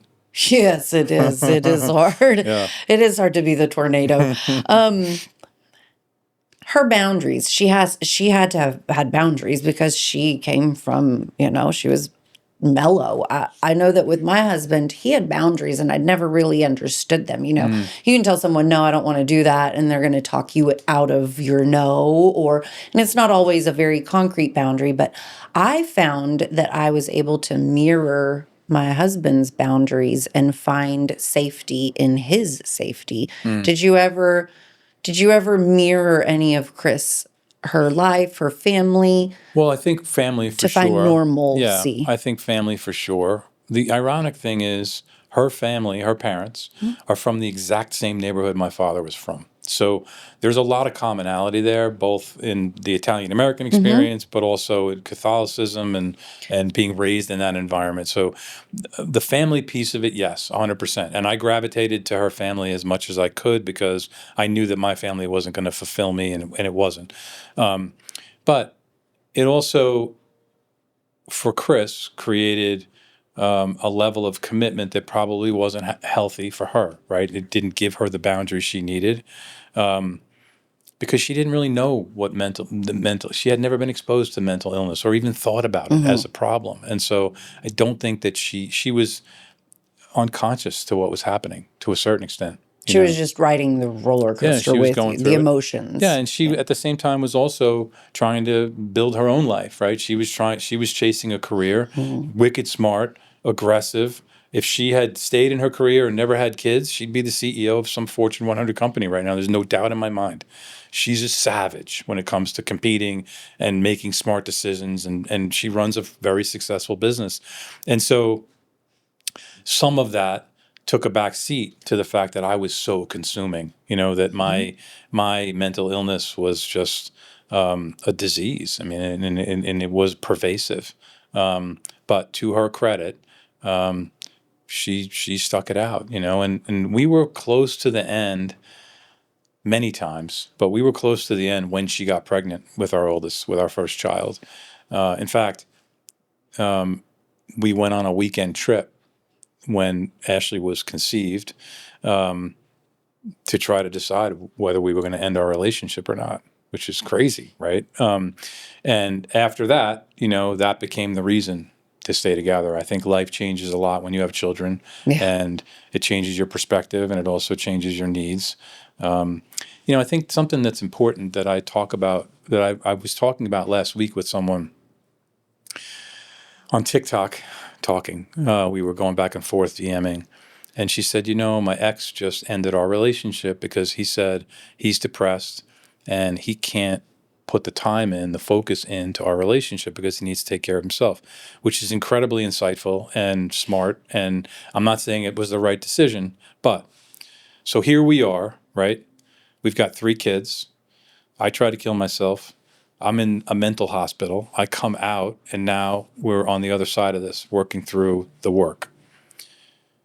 And about a year into this work, and some painful honesty and some really just, on your knees, sobbing moments of therapy and connection, we have to separate.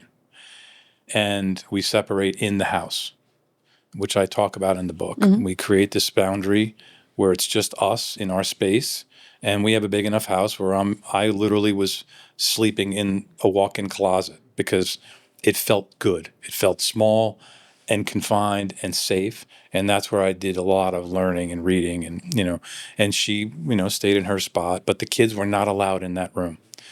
And I don't think that a lot of couples realize, because you get into a relationship and you're moving down this path and you sort of become this unit, right? Which can be a good thing, but you also still exist and you need to acknowledge that. Yeah. And I talk to people about this. There's 4 components to our situation, right? There's me as myself. There's Chris as herself. There's us as a couple. And then there's us as parents. And then there's me as a parent, and there's her as a parent. That's the 4th component. And I don't think people take a step back and realize it's great to be connected and to be really deeply connected in a relationship. At the same time, you cannot give yourself up. You have to honor that. And I think that Chris, in working through all of this, has done a phenomenal job of maintaining boundaries, right? You said boundaries before. Maintaining her boundaries and saying, this doesn't work for me ever again. This is never going to work for me, right? Yeah. And this is what I need. And at the same time, I had to understand who I am and say, okay, well, that doesn't work for me. This is what I need. Let's figure out a way to put it together, right? But I never learned that. I never understood that. And it took years of therapy to get through that place where I can have a healthy relationship and at the same time honor my commitment to myself, which is important. You got a lot of good insight. I know the audience is going to really enjoy this episode because it's really full of just really good information. You did talk about that you had started, drinking to make your way through the days and stuff. When were you aware that that was kind of an issue, that you were using it?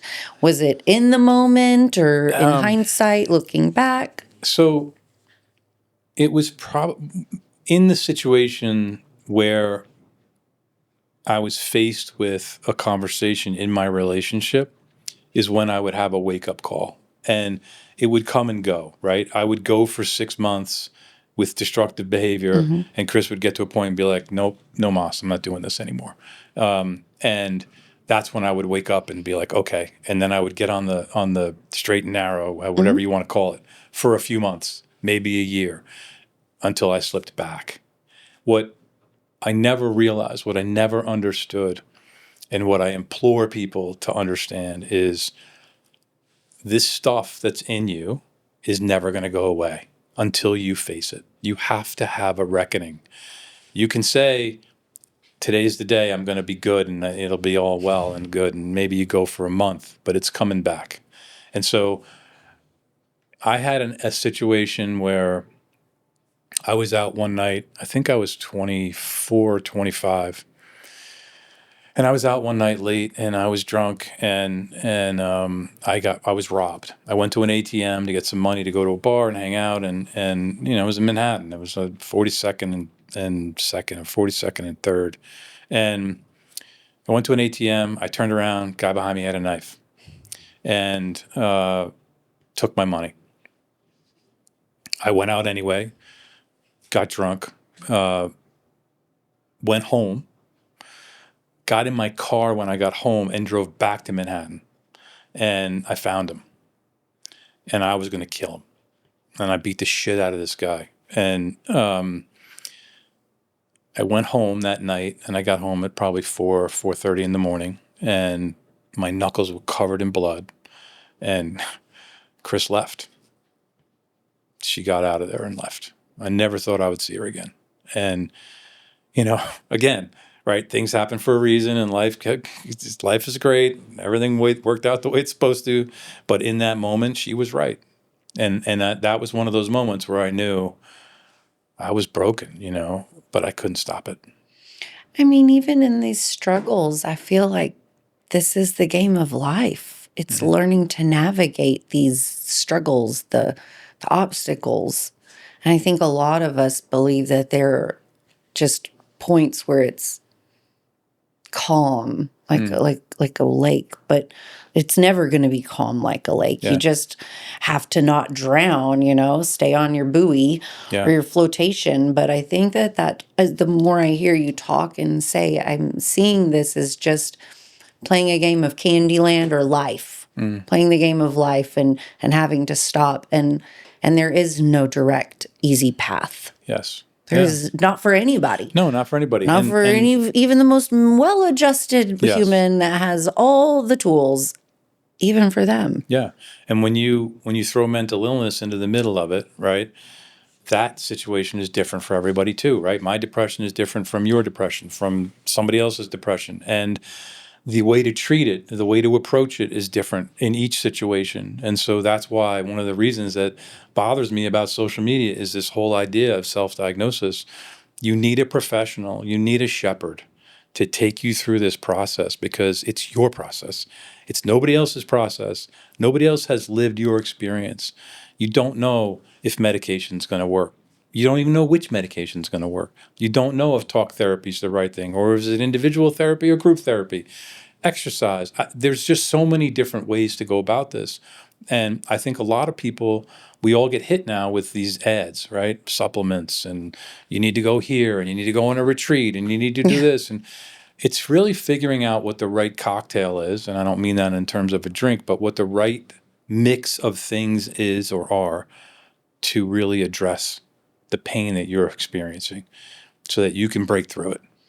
We really spend a lot of time avoiding. It's kind of like, it's kind of like the cigarette smoker, the mechanism of getting to do the cigarette. And then afterwards, it's almost like we do every single thing that we can in life to avoid the Yeah. little bitty work that would give us so much more. But it's like, oh no, let me just Yeah. have a glass of wine. No, let me just have a bowl or Yeah. whatever it is to handle and cope. I want to talk about the ski trip because I think it's important, and Yeah. I'm glad you brought it up.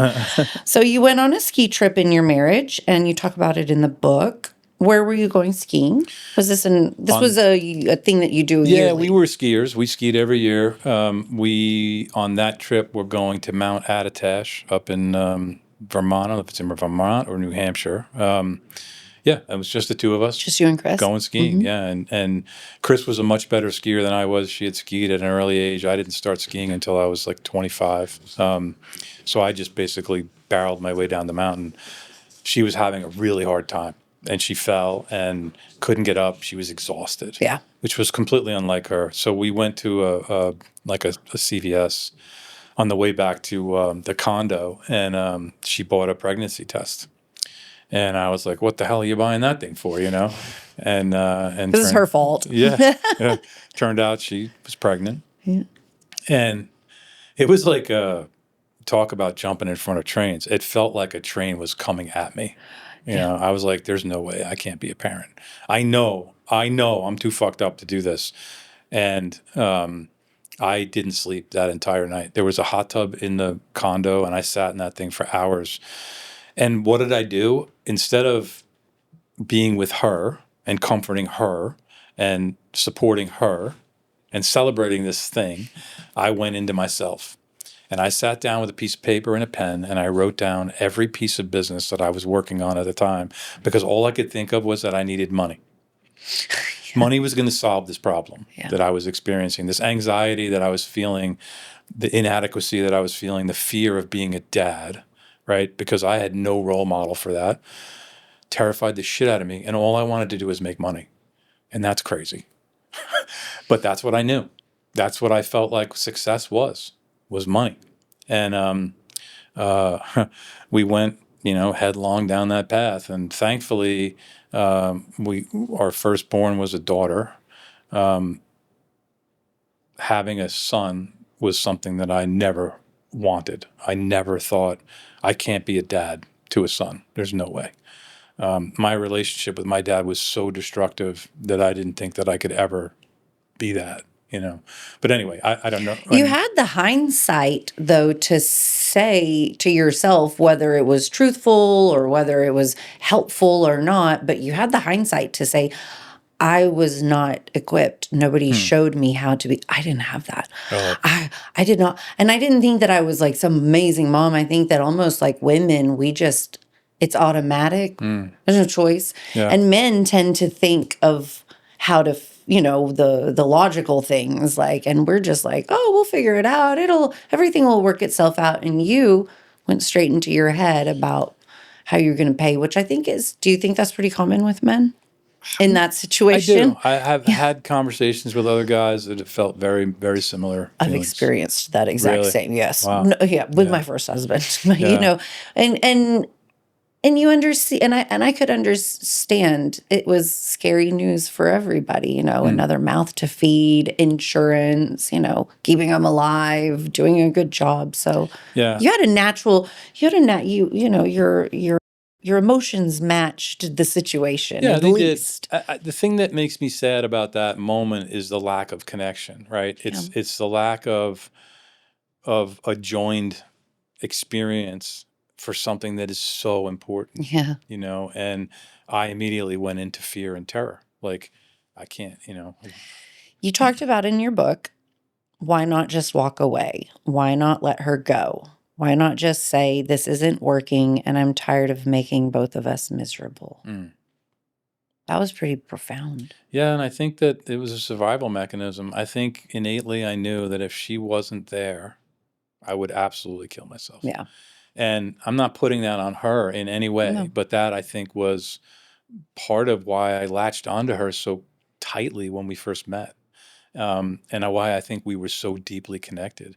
If I could only have lived that level of honesty through the entire relationship, it would have been a completely different experience. But yeah, I knew um, let me take a step back. I think some of that statement that you just made is also part of the self-loathing and I'm not worthy, right? That's part of that experience, and that is a deeply um, sick way to go about your day. It's really hard to feel like people around you are going to be a lot better off if you're not here, and that's really what drove that. It is. When you said those things, did you say them out loud? Uh, Or were you I'm thinking sure them? in some moments, I'm sure we had that conversation where I would play the martyr, Um, But you felt those I feelings did. deep. I did, but I wasn't honest enough about it to make it a hard line in Interesting. the sand, Yeah. Yeah. So you guys had the baby Mm. and you've lived life. What is life like? Everything goes back into normal and you just work and you're living and Yeah, we've got this just new doing the family and addition to the family, which is an amazing experience, right? My daughter's incredible, and she was also a phenomenal first baby. And she and my wife were incredibly connected. I mean, they were attached, and they still are. She's now 34, and they're still very, very tight. And it's interesting now that she has a baby to watch her in her experience with her baby, and my wife's experience with that baby. It's incredible. It's really fun to watch, and I'm very happy that I'm here to experience that. Um, so we had this baby, and I doubled down on work, and Chris went back to work. Like I said, she was a pretty hard driving type A person, very successful. She went back to work, but then she said, "You know what? I can't do this. I yeah. need to raise this baby. This is not. I get this one shot, and so we sort of lived this kind of traditional husband, wife, child. I'll go out and earn and take care of the family, and you take care of the house and take care of the family. And so, yeah, it was a very traditional role, husband and wife thing. And then 2 years later, we had a second daughter who was equally as amazing and a little more difficult as a baby, but classic middle child. Mm-hmm. She's more like me, I think, in a lot of ways than our other kids. But you add a second child into the mix, financial responsibilities go up. Fortunately, I am very competitive and my career advanced. I worked at my job, at my career, the way that I worked as an athlete. And that was sort of my outlet after athletics was over. But, you know, this destructive behavior continued. I just hit it. I hit it a lot better than ever. But it was bad. When my second daughter was born, I think I was 28 at the time. I was really focused on making money, right? I thought that was my worth in the world. And I was also focused on destroying myself little by little and as quietly as I could. If you could talk to that kid now, what would you tell him? Go get therapy I love that. I right was now. yeah, I was waiting for it's not that hard. It's not that deep. Don't No, it was fucking hard. yeah, just Yeah. just yeah, therapy. Go get therapy now, you knucklehead. Yeah, I would grab him by the shoulders and say, "You need help. You need help. You can't do this Don't raw alone." dog it. Yeah, Yeah. exactly. Well, there's a portion in your book that is difficult. I mean, but it's important because you become open in talking about your suicidal thoughts. And that's where we're going to go. You were driving down a road one day and you had some difficult thoughts about staying on this planet. Who did you call? So the story starts before that, if I could. Of course. So it's a Friday afternoon. Actually, it's Thursday Hmm. afternoon, and I decide that I'm going to kill myself. And so I go home that night. I have a conversation with Chris. And in that conversation, I tell her that I'm deeply depressed. And I think that was the first time that I was as descriptive as I was about how deep that was. If you say to somebody that doesn't suffer from depression and doesn't experience depression that you're depressed, they're looking at it from their lens. They can't possibly understand the depth of the darkness.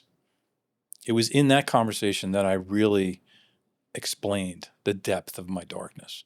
And that darkness is I'm done. I want to be dead.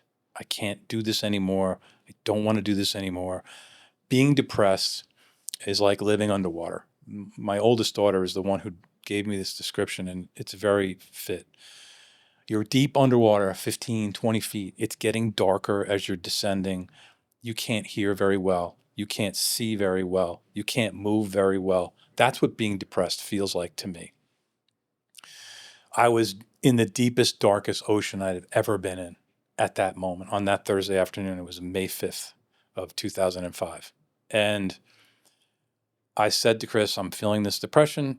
I don't think I said to her, I'm going to kill myself, but I definitely said, I feel like I want to die.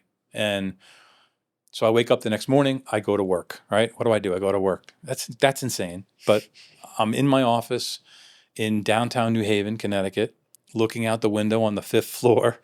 Yale University is across the green. And I'm just staring out the window, trying not to jump. And I spent almost 4 hours, maybe 5, in that office by myself.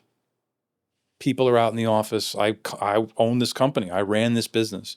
People are out in the office. Phones are ringing. I can hear everything that's going on.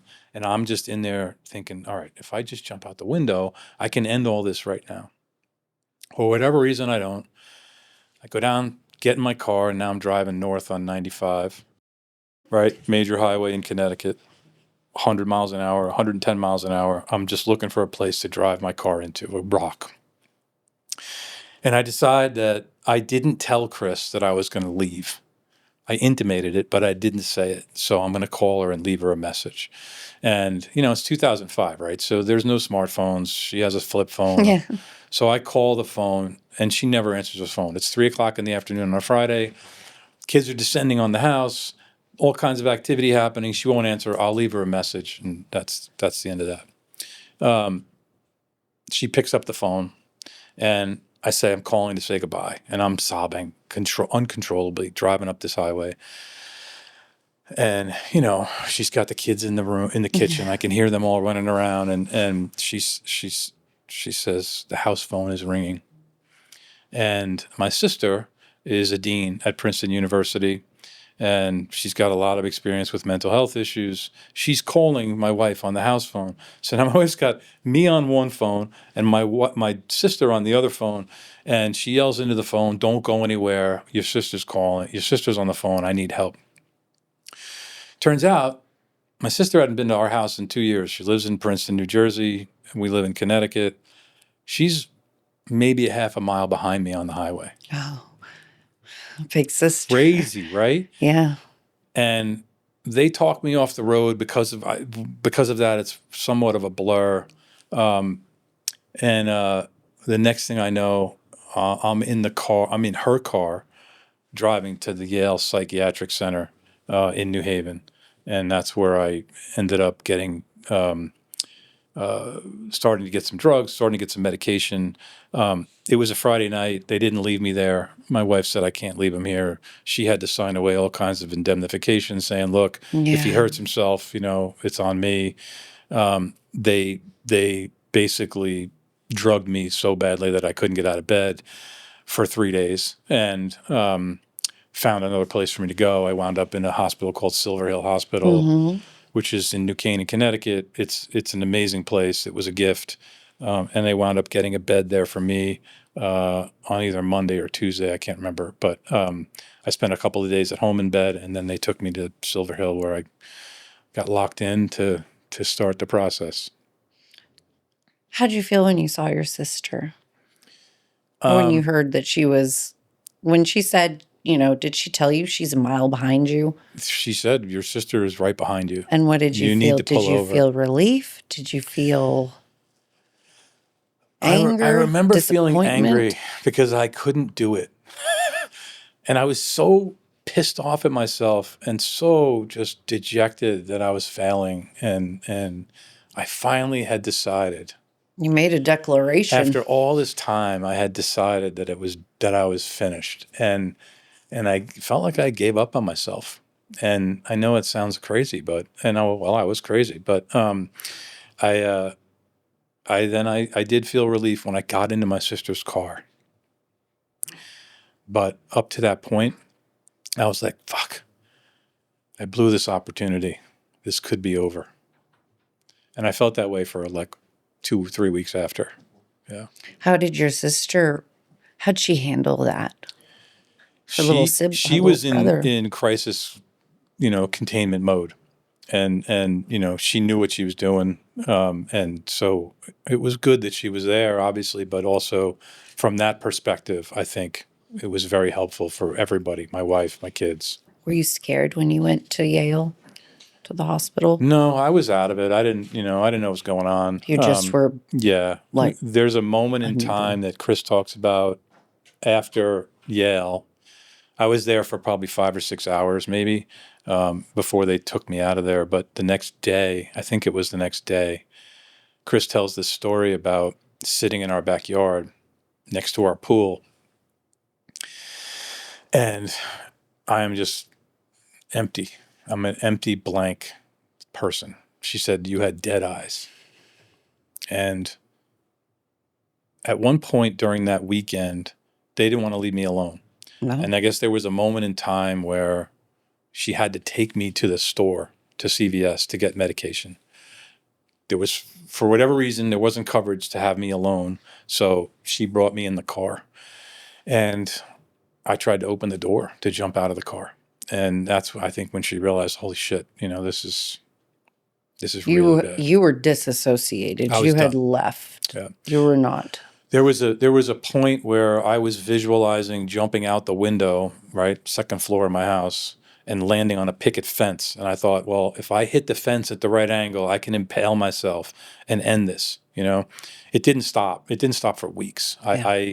I had this feeling that, like I said, I blew the opportunity that I had and the justification that I had to end it and really get it done. When those hard thoughts are like an onslaught, just coming and coming and coming, how were you handling it then at the time? When you look back, you were handling it. Were you just raw dogging it, or would you'd pretty much, it sounds like you had died. Yeah, You were to a there, certain extent, but yeah. you were not. You Yeah. were not. It sounds like someone could have shoved you up with drugs, and you Yeah. would have been fine. Yeah. Well, I mean, in essence, that's what they did. They put me to sleep. They tranquilized me so that I wouldn't hurt myself or anybody else. And so I was sort of entombed in my bed. I couldn't move. Yeah. I had visuals that I was moving, but I wasn't.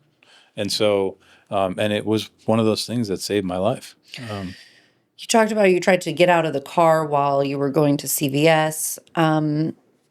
Your friend helped take you to Silver Hill. It was Chris and your friend. Yeah. What was that like when he realized he had to child lock the back door? How did that? I could see the terror in his face. I think that he was shocked because people that thought they knew me, right, saw me as this sort of happy-go-lucky, fun person to be around. I played basketball with this guy for years. I was competitive. I was engaged. You would think that I had it all figured out, that my life was perfect. So I know it was terrified. He was terrified, and he didn't understand. And it's interesting to see that experience on somebody else's face. And also, he stepped up. He did what he had to do. And I'll never forget it. Yeah. Bill sounds like a nice man. When you pulled up to Silver Hill and you realized it was an institution and not a fancy hospital or retreat, what were you thinking? Were you scared? No, I had given up. I was done. I was basically like, okay, whatever. Surrender. Yeah, I'm not me anymore. I'm not a human. I'm just this lump of flesh. And Silver Hill is a beautiful place. Like it looks like a bed and breakfast.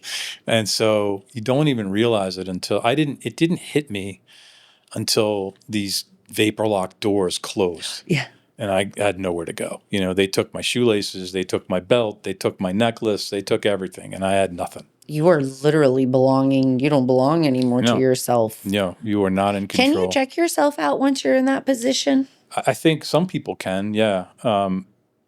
I was not one of those people. No, I mean, you shouldn't. Yeah, but yeah. It's an interesting question. About a week into it, I realized that I was in a unit, an acute care unit that had 24 patients. About 15 of them were voluntary, and I didn't know that. I didn't know that until about a week and a half in. Oh.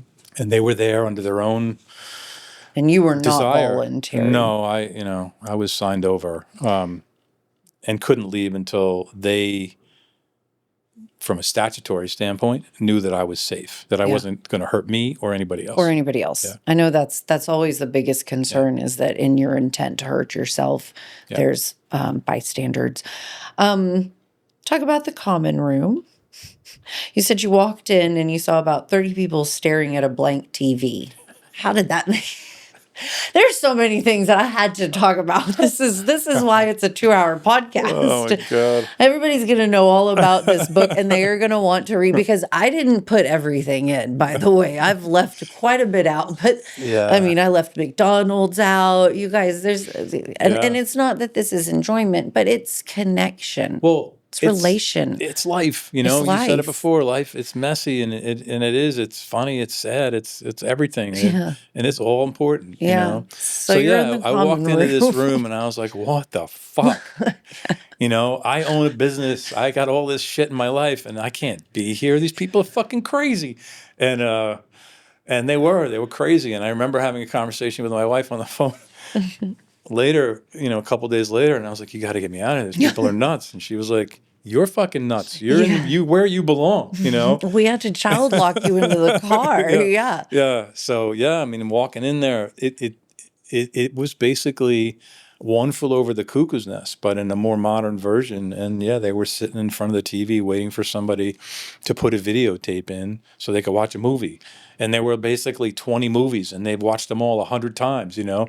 But that was part of the experience. That's part of the structure that's needed so that you can give over control and let other people take care of you. You had a roommate that was a practical child. He was a child. You let go of all of your comforts and you had grippy socks and shared a room with a young man. Yeah.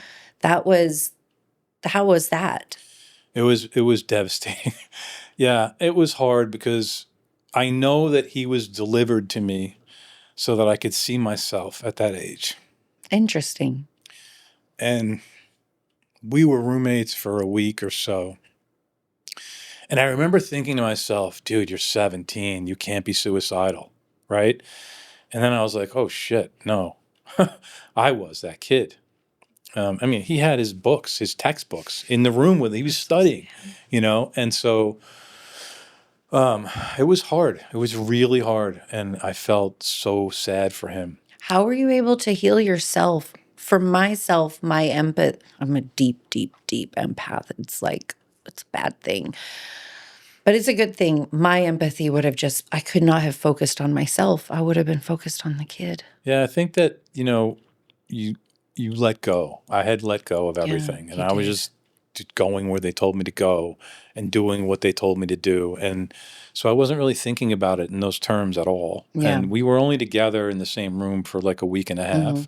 And then I had my own room because obviously it wasn't appropriate for me to be in a room with a 17-year-old.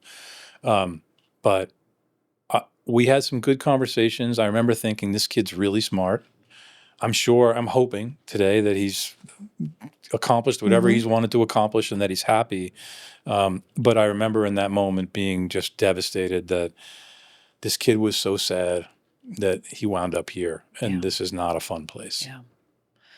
You have to do group sessions, right?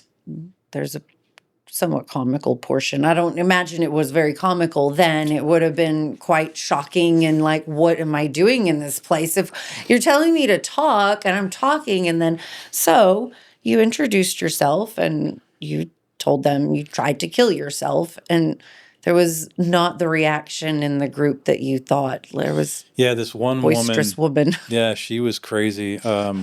We were all crazy. I don't say that Yeah, no. in the pejorative. No. I knew that I was crazy too. She got in my face. Like she was in the 2 chairs over, or a chair and a half askew over from me, and turned and started screaming at me that if you had killed yourself, we wouldn't have to be listening to your bullshit. I wish you had died.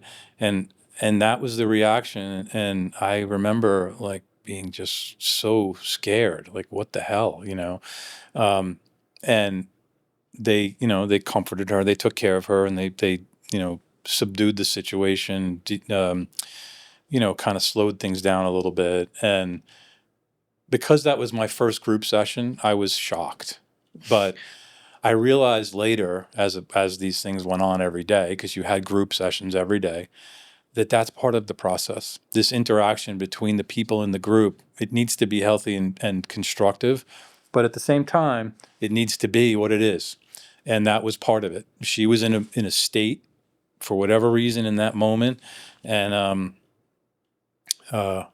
it is funny now, and it was funny then too. I remember going back to my room and thinking, "Oh my God!" I felt like I got punched. I felt like I was in the room when I read that, because I was not expecting that. I'm like, I just read you say, I tried to kill myself, and I was waiting for like you're in the right spot. no. And she's like, well, why didn't you? Yeah. I was like, oh my gosh, what a horrible human. But no, she wasn't. She was trying to figure her. I mean, it was her reaction, and I'm sure that she had taken some medication that didn't agree with her or whatever.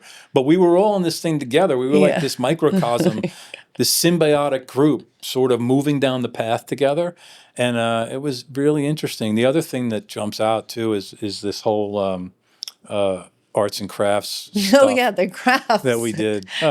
Again, almost every day. I think it was every day. I don't remember, but part of the structure of the day was arts and crafts. And I'm this 40-year-old guy. I was the CEO of a company. One of the other guys in there was a client of mine, which is crazy. He was the CFO of a Fortune 500 company. And, we were making macaroni necklaces. Yeah. Yeah. And I was like, holy shit, man, I am done. My life is over. Look at me. I'm like a kindergartner. But that's part of the process. They were trying to get your brain back online. It's a mindfulness exercise. Without there's no triggering with the mac and cheese and a string. So, what you learn, and you said it before, there are these small moments in life that are what life is about, right? So sitting and making a macaroni necklace, or sitting and coloring in a coloring book, those are magical moments of intention. Yeah. Right? I'm going to do this right now because I need to keep myself busy with something other than all of the dangerous white noise that's going on in my head. Was there a point while you were there and you realized, I am not this? Well, you are a badass. You have accomplished a lot. You yourself are a badass. But was there a point when you realized, I have zero control in this life? In fact, if I did die, my wife will have to figure out how to take care of the children, because she is actually capable of doing this. Was there a point where you were like, I'm a part of the matrix, I'm not the matrix? Yes, there was. And that's when I started writing. Okay. Yeah. Did anybody prompt you? Well, journaling was part of the education. Okay. Right. So you had individual therapy, group therapy, mindfulness, arts and crafts. You had some entertainment, watching a movie or something. You had journaling, meditation, good nutrition, medication. Those were all the things that were part of the schedule. I started to write because the doctor that I was talking to in therapy said it might be helpful for you to journal. And I was like, all right, what do I write? And he was like, you write whatever you're feeling. And so I started to write down my feelings. It became a really strong connection point for my wife and I, because I started asking for notebooks. You bring me a notebook, I'll give you a notebook. Next day, you bring me a notebook, I'll give you a notebook. The book is essentially, a lot of the book is essentially the beginnings of that journaling process. I filled up books and books and books of notes. Did your notes look, I'm just giving examples, but were your notes, just so the audience can think about how they might want to journal too. But in my mind, when I hear journaling, I'm like, okay, well, my penmanship is going to be terrible, and I'm so fucking mad. Fucking hate this bullshit, and go eat a bag of. Is that normal journaling, or Yes. should it be more constructive? There's no right It's or whatever wrong you're way. feeling. Some days I still journal almost every day, not Yeah. every day, but most days. And some days I'll write, it's raining out, and then I'll write, I'm grateful for my legs or whatever. I try to put a gratitude in there, but and other days it's more deeply meaningful, and it's 2 pages. And the thing about journaling is nobody needs to see it. The way that I describe journaling is like if you were living in the city and you had an air conditioner, right? You need to change the filter on that air conditioner once a month. Because if you don't, the air conditioner will break down. Well, you need to change the filters inside your body. The best way to do that is to write shit down. Get it out. Whatever you're feeling, just get it out. And once it leaves, it's gone. And so I was journaling furiously every day for a long time. And I was filling up these books. I was writing letters to my dad. I was writing letters to the person that molested me. I was writing letters to my mom. I was writing letters to Chris. It was the first time in my life that I was brutally honest about what I was actually feeling. The thoughts in your Yeah. head were out on Yep. paper. Yep. And the only person I was sharing with was Chris. And I was doing that because I wanted her to know that I was taking this seriously. Yeah. Oh, you have a portion in your book, and I don't want to give too much to your dad. I think people they'll read it in the book themselves. But this was poignant for me because your story helps my story. It helps me with closure. Everybody's story helps me somehow. And so I thought it was important. I didn't give it too much light because, we're not going to give your dad all this light. But you confronted your father. That was super important for me because I don't have that opportunity. Yeah. And so I always like to see what confrontation looks like in a healthy way. And so reading that, did you really think you were going to get something from that? I think we all think we would, but. Well, I think I was actually just trying to take some power back.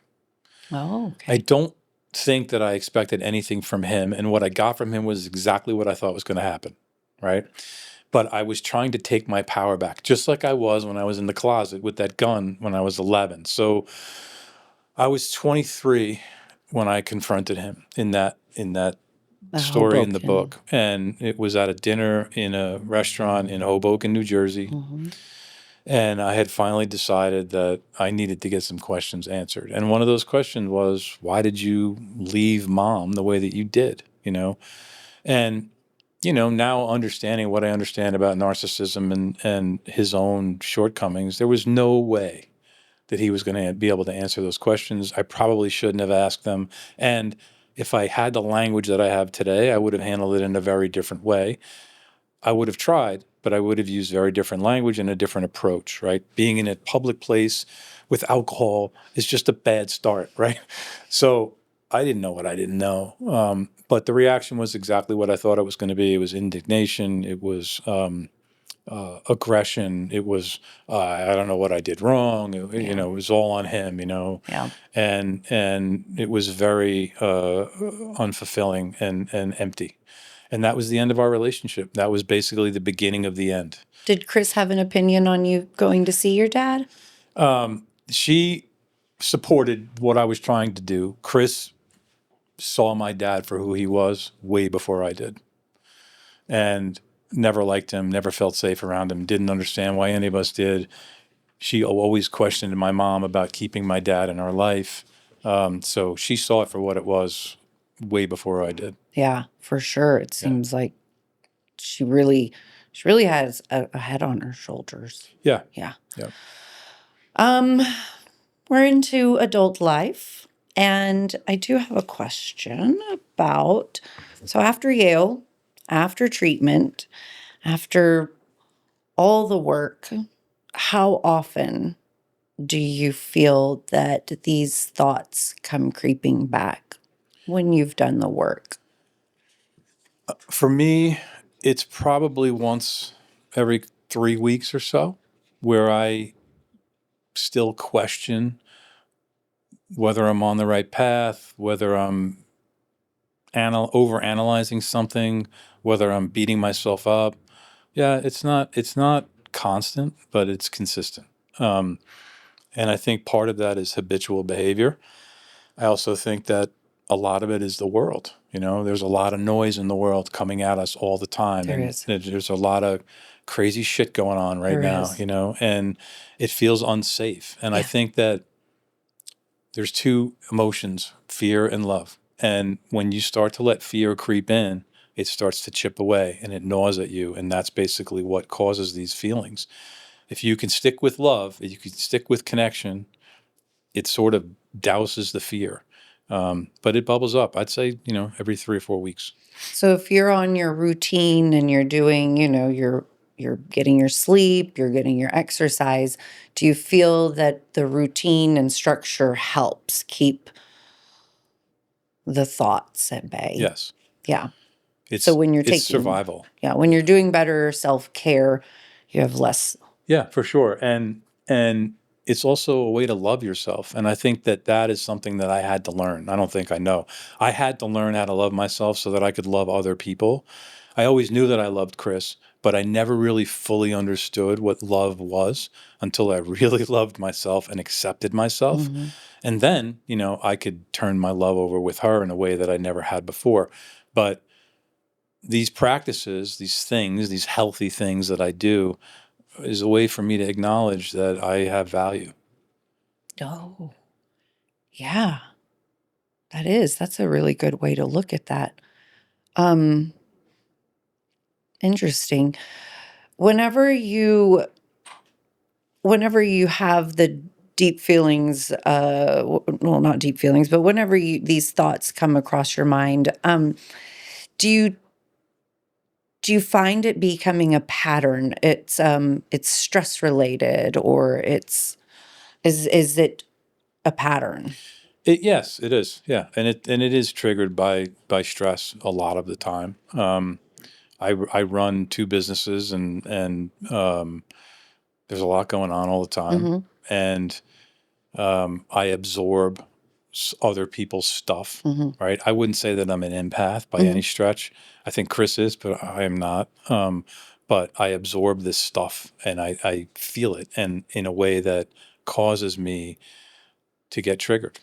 Yeah. And if I sit alone enough in a thought, it can spiral, and if I'm not doing the things that I need to do, it will spiral in a way that becomes dangerous for me. And so I've got to take a step back.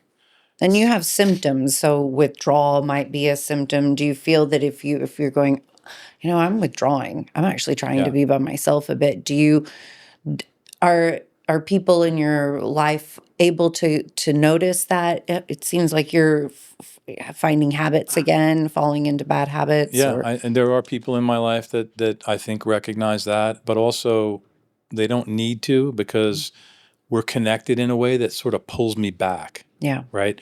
And so I think that's an important component of this. I've set up, and you need to set up, a support team. They don't need to know that they're on the support team, but they're there, and that's their purpose, right? They're there because you need to have that level of connection. And just being connected will pull me out of that feeling of isolation. And at the same time, I have experienced moments where I am isolated. I am fucking shut down. yeah, And Chris will step in and say, dude, Yeah. Thought this wasn't good. I thought this You is- told me to tell you when this is happening. Well, this is happening, you know. Yeah. And in that moment, I have one of two reactions. One is, it's not happening. You're wrong, right? That means it's happening. Yeah.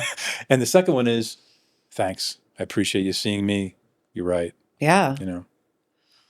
I like how you pause. You have these methods. Where did you learn your methods? You had said something about you had questions that you asked yourself, or the 4 steps. Yeah. So I've read so much self-help stuff, right? On depression, on suicidal tendencies, on bipolar, on loving relationships, communication, anything that I could get my hands on, I read it. 100 books, you know?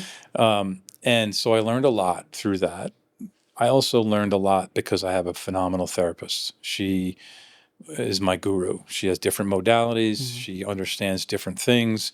And she has taught me how to connect with my world, how to communicate. There's 2 authors, well, there's a bunch, but 2 that come to mind, 3, I'll say, that have been most effective in terms of my relationship and my connection. One is Thich Nhat Hanh, who is a Buddhist monk. He's passed away now, but lived in France and talks a lot about the loving connection between partners and how to slow down in a moment when you are experiencing this dramatic level of stress. Breathing exercises that will completely stop you in the moment. And so I do a lot of that. I slow things down a lot. People that are in my life get frustrated by the fact that I say, hold on a second. I've got to digest this, right? Yeah. And for Chris and I, like, Chris is like a lawnmower. She's going forward, right? She's going down the path.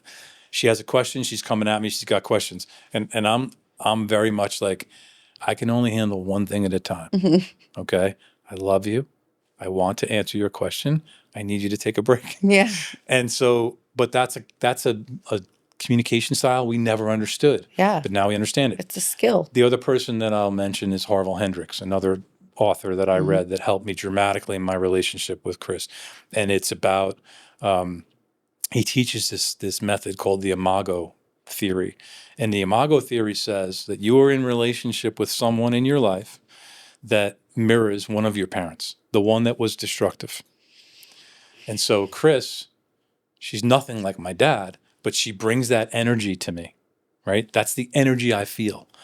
So when we are in moments of disconnection or argument or conflict, and we don't fight, but it's a feeling, right? That's my dad. That's the energy that I need to learn about so I can break through it. And so these people are in your life. And I know so many people have gotten divorced, right?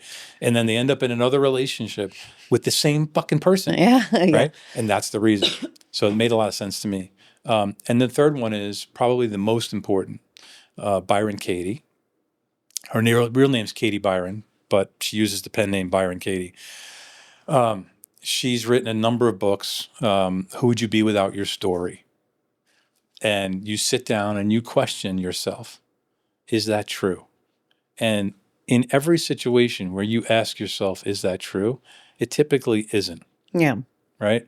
Like somebody does something to you at work and you're like, that guy's an asshole. And you're like, is that true? And you're like, well, I don't know. I don't think, no, maybe not. No, it's not true. And then you're like, I'm being an asshole. Yeah. Right? Yeah. You flip it around onto yourself. Yeah. And so that question, is that true, is so important. And it's so simple, but it's not easy. It's not easy to take a step back and realize and accept that it's your perception of the world that's happening around you. Who would you be without your story, right? She tells this story in one of her books about the snake in the desert. You're walking through the desert and you see this snake and you are locked in terror. You can't move, right? And you're standing there looking at the snake for like an hour and you're sweating and you're like, fuck, I'm going to die. And then you realize the snake's not moving. And then you move up and you're like, it's a rope. It's a rope, yeah. Once the snake becomes a rope, it can never be a snake again. No. It's perception. Yeah. Yeah. Right. And it's fear. And fear pushes out love. And I don't want to sound like this, altruistic, esoteric bullshit artist, but love is really all you need. Yeah. And connection is what love is, and that's what it is. And if you're not living connection, you are living in fear, and you will never succeed. You might have a lot of money, and you might have yachts and big houses and look great. You are not going to live a fulfilled life. No, not at all. Your social media, we were just talking about something that you had mentioned in your social media. You had just, what was the word? Not, we were just talking about that just last, On TikTok? stopping, stopping to see, but it's coming back in through here. On TikTok, there was, I'm not sure if this was the reel that got me stopped. It might have been because it's a viral reel, but you had said that you had lived with depression for almost 50 years. When you say that out loud, how do you mean that? Was it constant depression? Has it ebbed and flowed? Has it disappeared for a year and come back? So that video has gone viral, and it has opened up a lot of conversation with other people, and a lot of people have DM'd me, and that's amazing. Yeah. There were a lot of comments, though, where people, and so I started out saying, I have suffered with depression for 50 years. I don't mean that I've been depressed every day, right? Actually, the purpose of the video was to say, I am living a happy life. I manage my depression. I have learned how to do that. But most people don't get to that point, right? They're like 15 seconds in, they're like, oh shit, I can't live with depression for 50 years. I literally want to kill myself, right? And I literally get a lot of messages like that. I can't believe you survived 50 years with depression. That sucks. It's in me. It's never going to go away. It's a disease. And I took medication for it for many years, which was a gift, and I'm glad that I did. It allowed me to break through. It allowed me to put gates on my reaction to things. It also came with some side effects, and I never wanted to be on medication forever, which is why I didn't want to take it. But the depression doesn't go away. I'm 61 years old. I've been depressed since I'm 12. And some of it's chemical. A lot of it's chemical. I have a family history of depression. I have a family history of suicide. These are things that are in my DNA. And I want people to understand that that's okay, right? I can say I'm a person living with depression as long as I'm managing my depression. And that was the purpose of that video. Yeah. And there are a lot of people that get the message. And I get so many people say, you know what, I've been depressed too. I've learned to manage it. And in a lot of ways, it has become a superpower for me because it's having me focused on things that are healthy, right? Having me focus on these deeper connections with people that makes my life much more fulfilling and happy. And so, yeah, that video has done tremendously well, and it's opened up the conversation. When you say you've learned to manage it, what do you mean as far as manage? If you were, do you still talk with a therapist? Do you think that that's important to keep a therapist even when you feel that you're in control? Do you think that it's ever a good idea to let that go? Again, it's an individual decision. For me, I need my therapist to be available to me when I need my therapist, right? I don't go to therapy regularly anymore. I went twice a week for a couple of years, and then once a week for another 10 or 12. Yeah. I don't see a therapist regularly now, but we text each other all. She texted me this morning. Yeah. She came across an article that she thought would be interesting. She sent it to me and Chris. And I went back to see her right around Thanksgiving. I was feeling some tenseness, some anxiety. I was feeling some questions about what I was trying to accomplish next in my life. And I said, hey, I need to come in. So I do think it's important. But again, it's an individual decision. But yeah, for me, it will never disappear. Never goes away. Now, she's older now, right? I think she might be 75 or 77. So she's not going to be there forever. So I need to find a backup plan, which I will do. But I do think it's important. That's in your plan, yeah. To just have it. like you said, it's just like when you get a trainer to train you in the gym. If you have an injury, you go. If you have asthma, you use an inhaler and you do lung exercises. Yeah. It's really just learning about managing yourself, Yeah. managing your disease, your condition. And it's really kind of the same across the board. You don't just quit because you got your leg broken. You manage that until you're healed, Yep. until the next thing comes that you have to manage.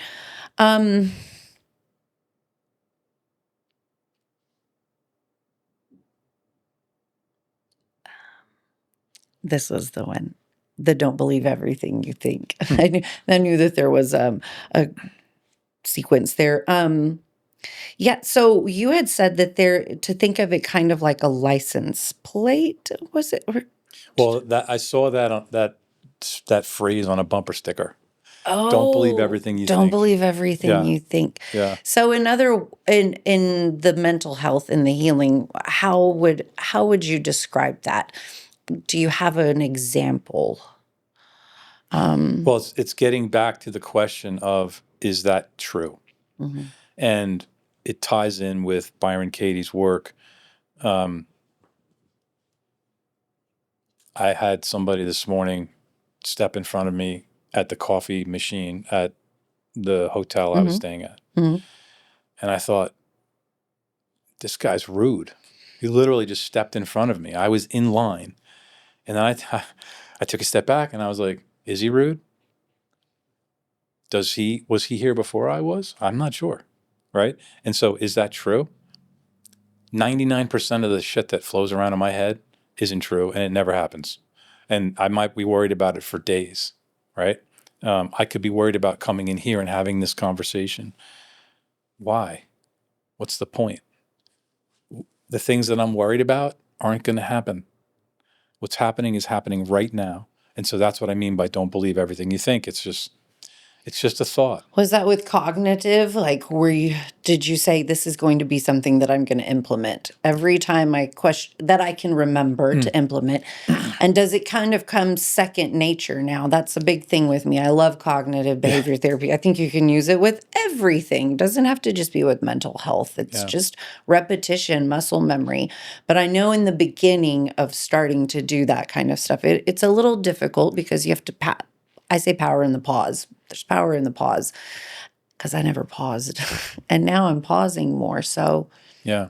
It is now, it's habitual. It is just something that's there. yeah. In fact, Chris and I, and with our kids too, and we're like, is that true? Is that true? That's a But good one. not in a negative way, right? It's just like, really, is that true? That's And it's a good question, and the answer is always no. I don't know. I don't know that to be true. And once you don't know it to be true, you are teaching your ego that it is not in control. And that is a really difficult thing to practice, right?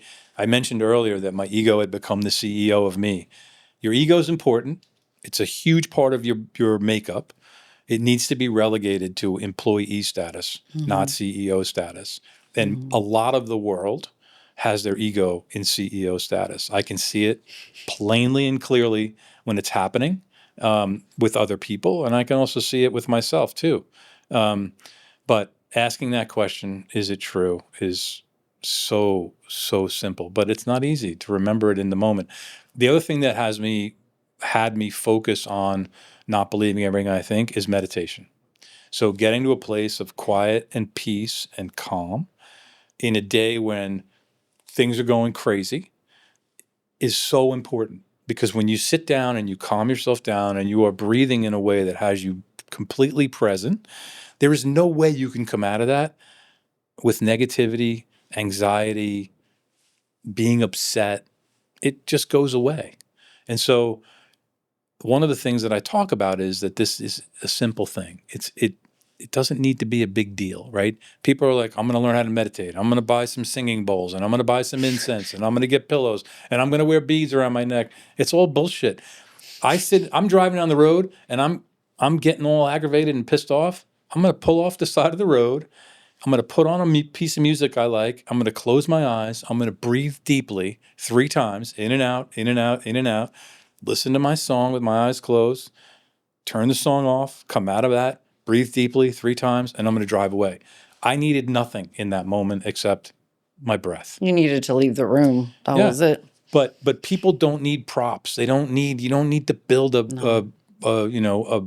sauna hut in your backyard. I've had all of these things that I've been looking at that I'm like, yeah, you don't need that. It's just you.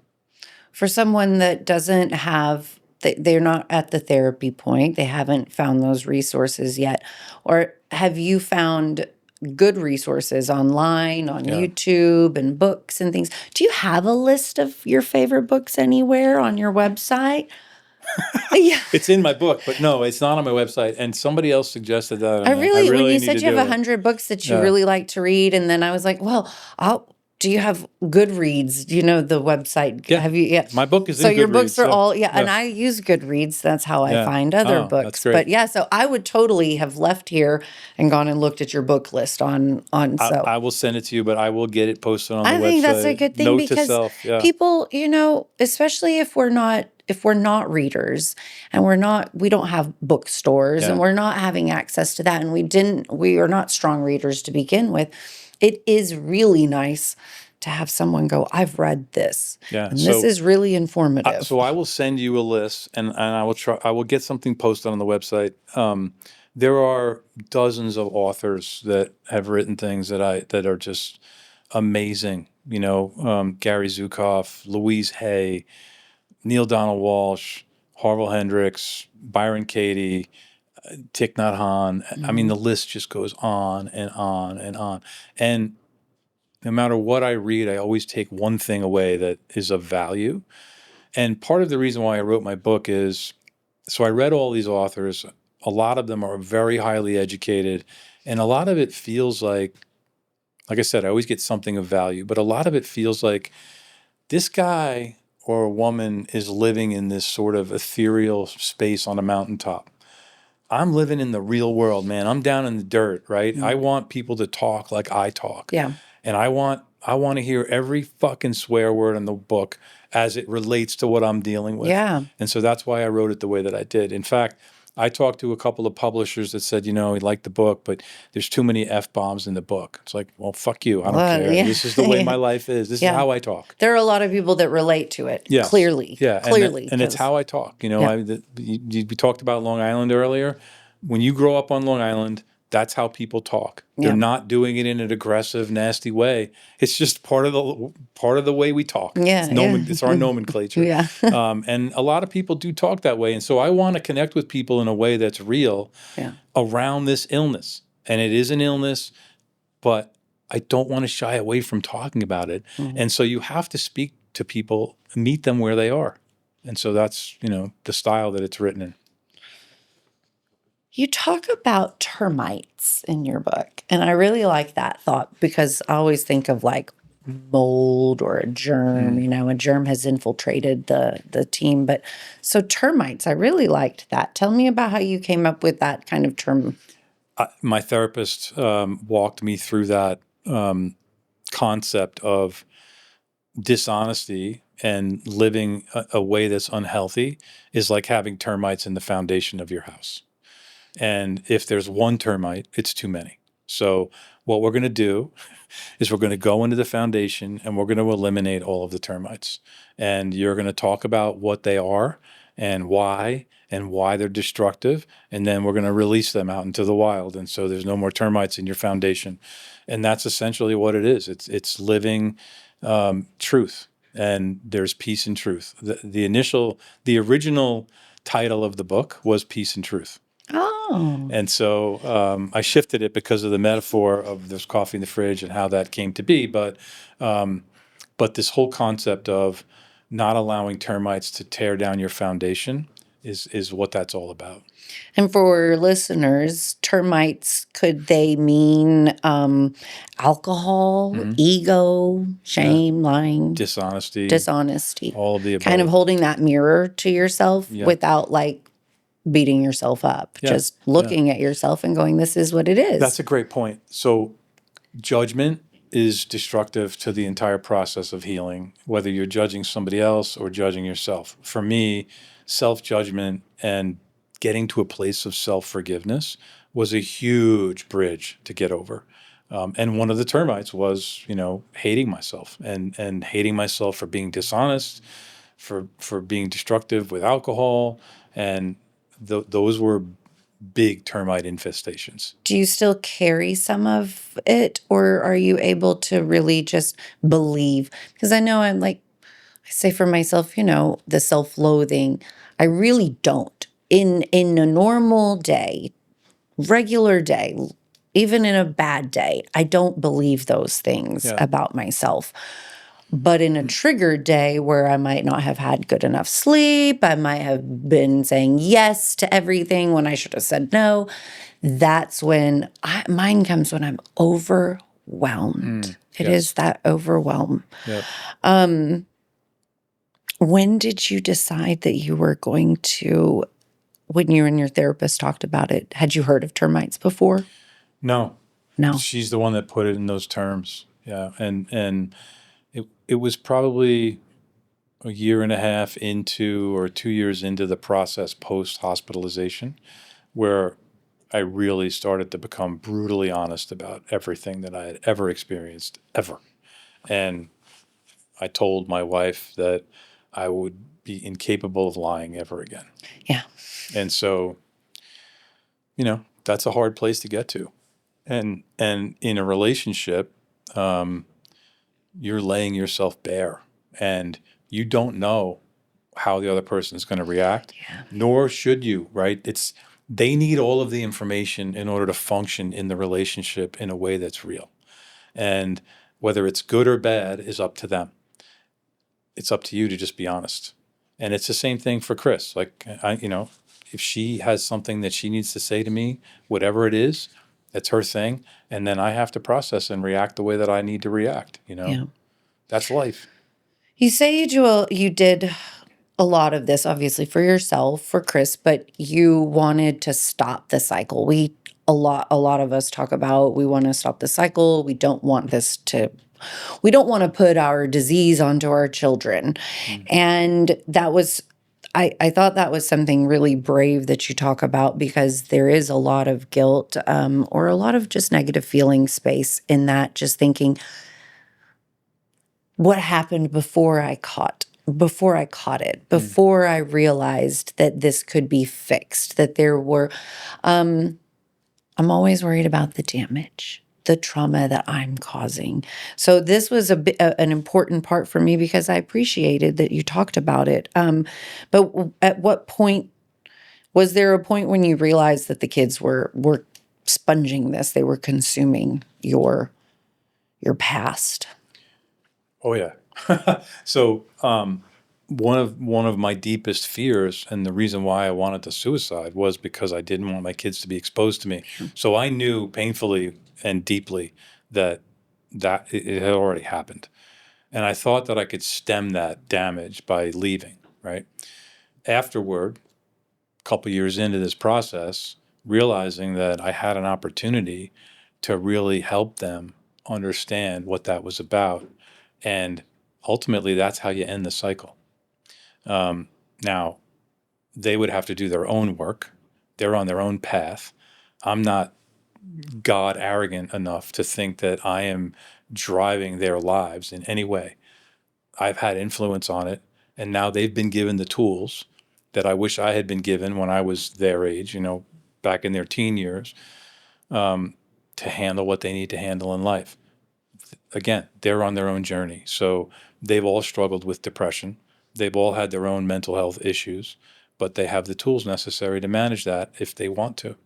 And they all do a pretty good job of it, I think. Yeah, you guys attacked this like a team. I mean, it was like a business. You guys went into all the departments, and you all worked together to save the business. Yeah, that's a very good description. Yeah, y'all were all invested, and you have to be invested. You can't. Yeah. Yeah, and so there's this thing called generational healing, which I also talk about in the book, where if you are the one that ends the cycle, you are affecting 8 generations forward and 8 generations back. You are cleaning up the shit that happened and you are now preventing it from happening going forward. And that feels pretty good. In fact, my writing coach initially was a clairvoyant, and she had discussions with the dead. And we would be working on something in the book, and she would say, "Oh, they're behind me cheering." Now, I'm not really sure what happens after you're dead. I have my own beliefs about that, and they're not aligned with what she's living. But she was pretty emphatic about it, and they were at points in the writing process where I was talking about something that had happened from a long time ago, and she's like, "Yeah, no, they're here. They're here. They're cheering."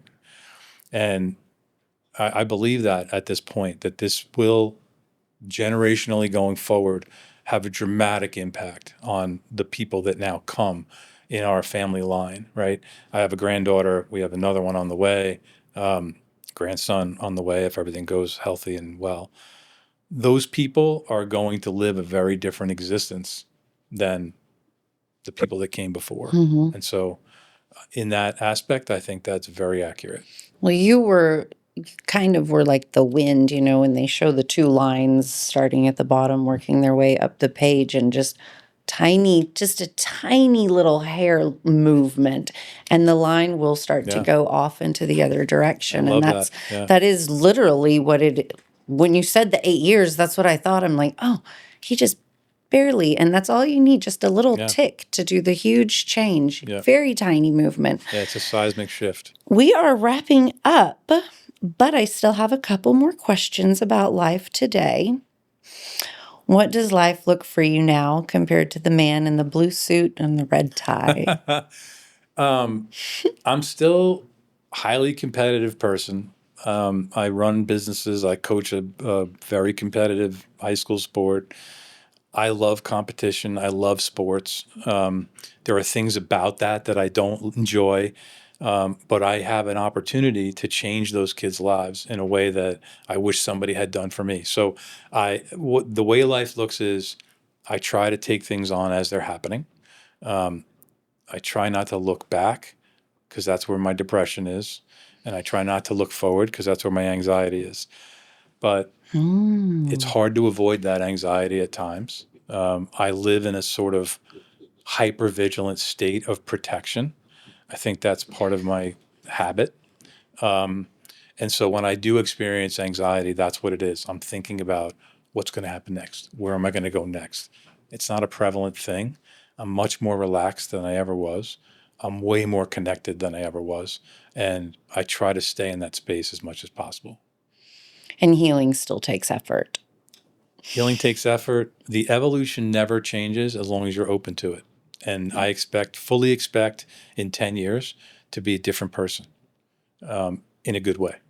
Evolving is beautiful, and that's kind of the point of seeking treatment and help from someone, a professional, is because to see it's the caterpillar into the butterfly. Like sometimes it feels like it's trying to pull you back into that chrysalis, but it's like, no, it feels really good to fly. When I fly now, I'm aware of the flight. Yeah.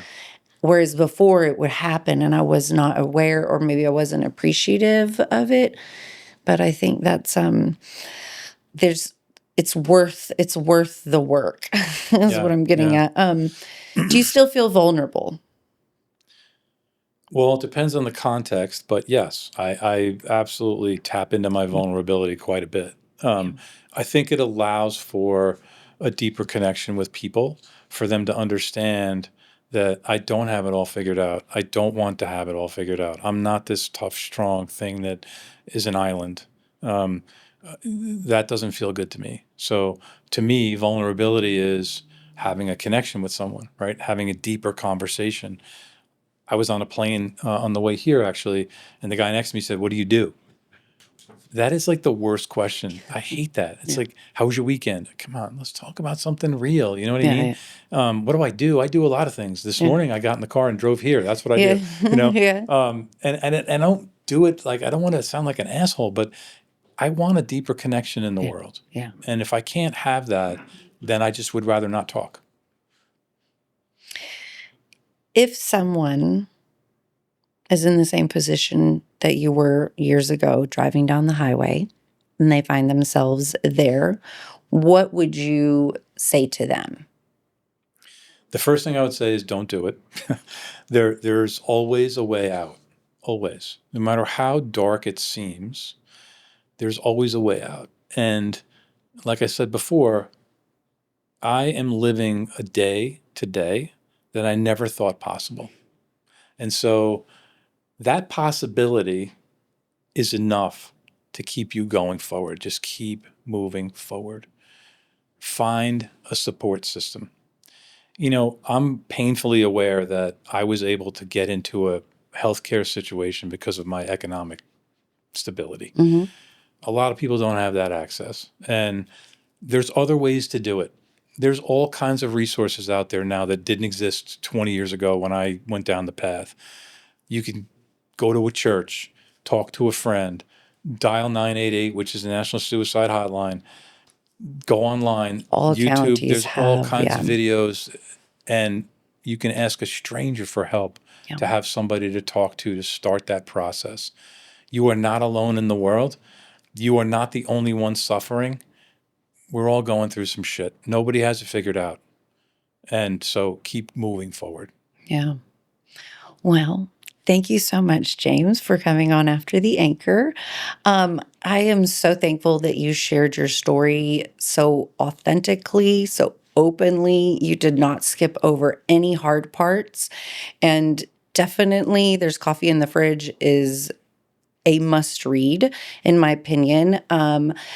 Even if you're not the one on the healing journey and you're married to someone or you have a friend who is, your book gives context to, like, when someone says they suffer from depression, it's like, well, what do you mean from depression?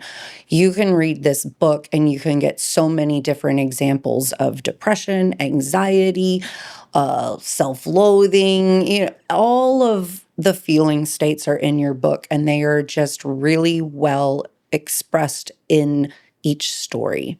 You really feel like I can feel that I'm in there with you.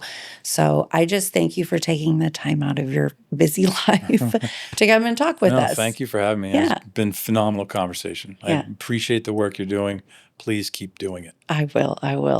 And this is it for After the Anchor podcast. Till next time.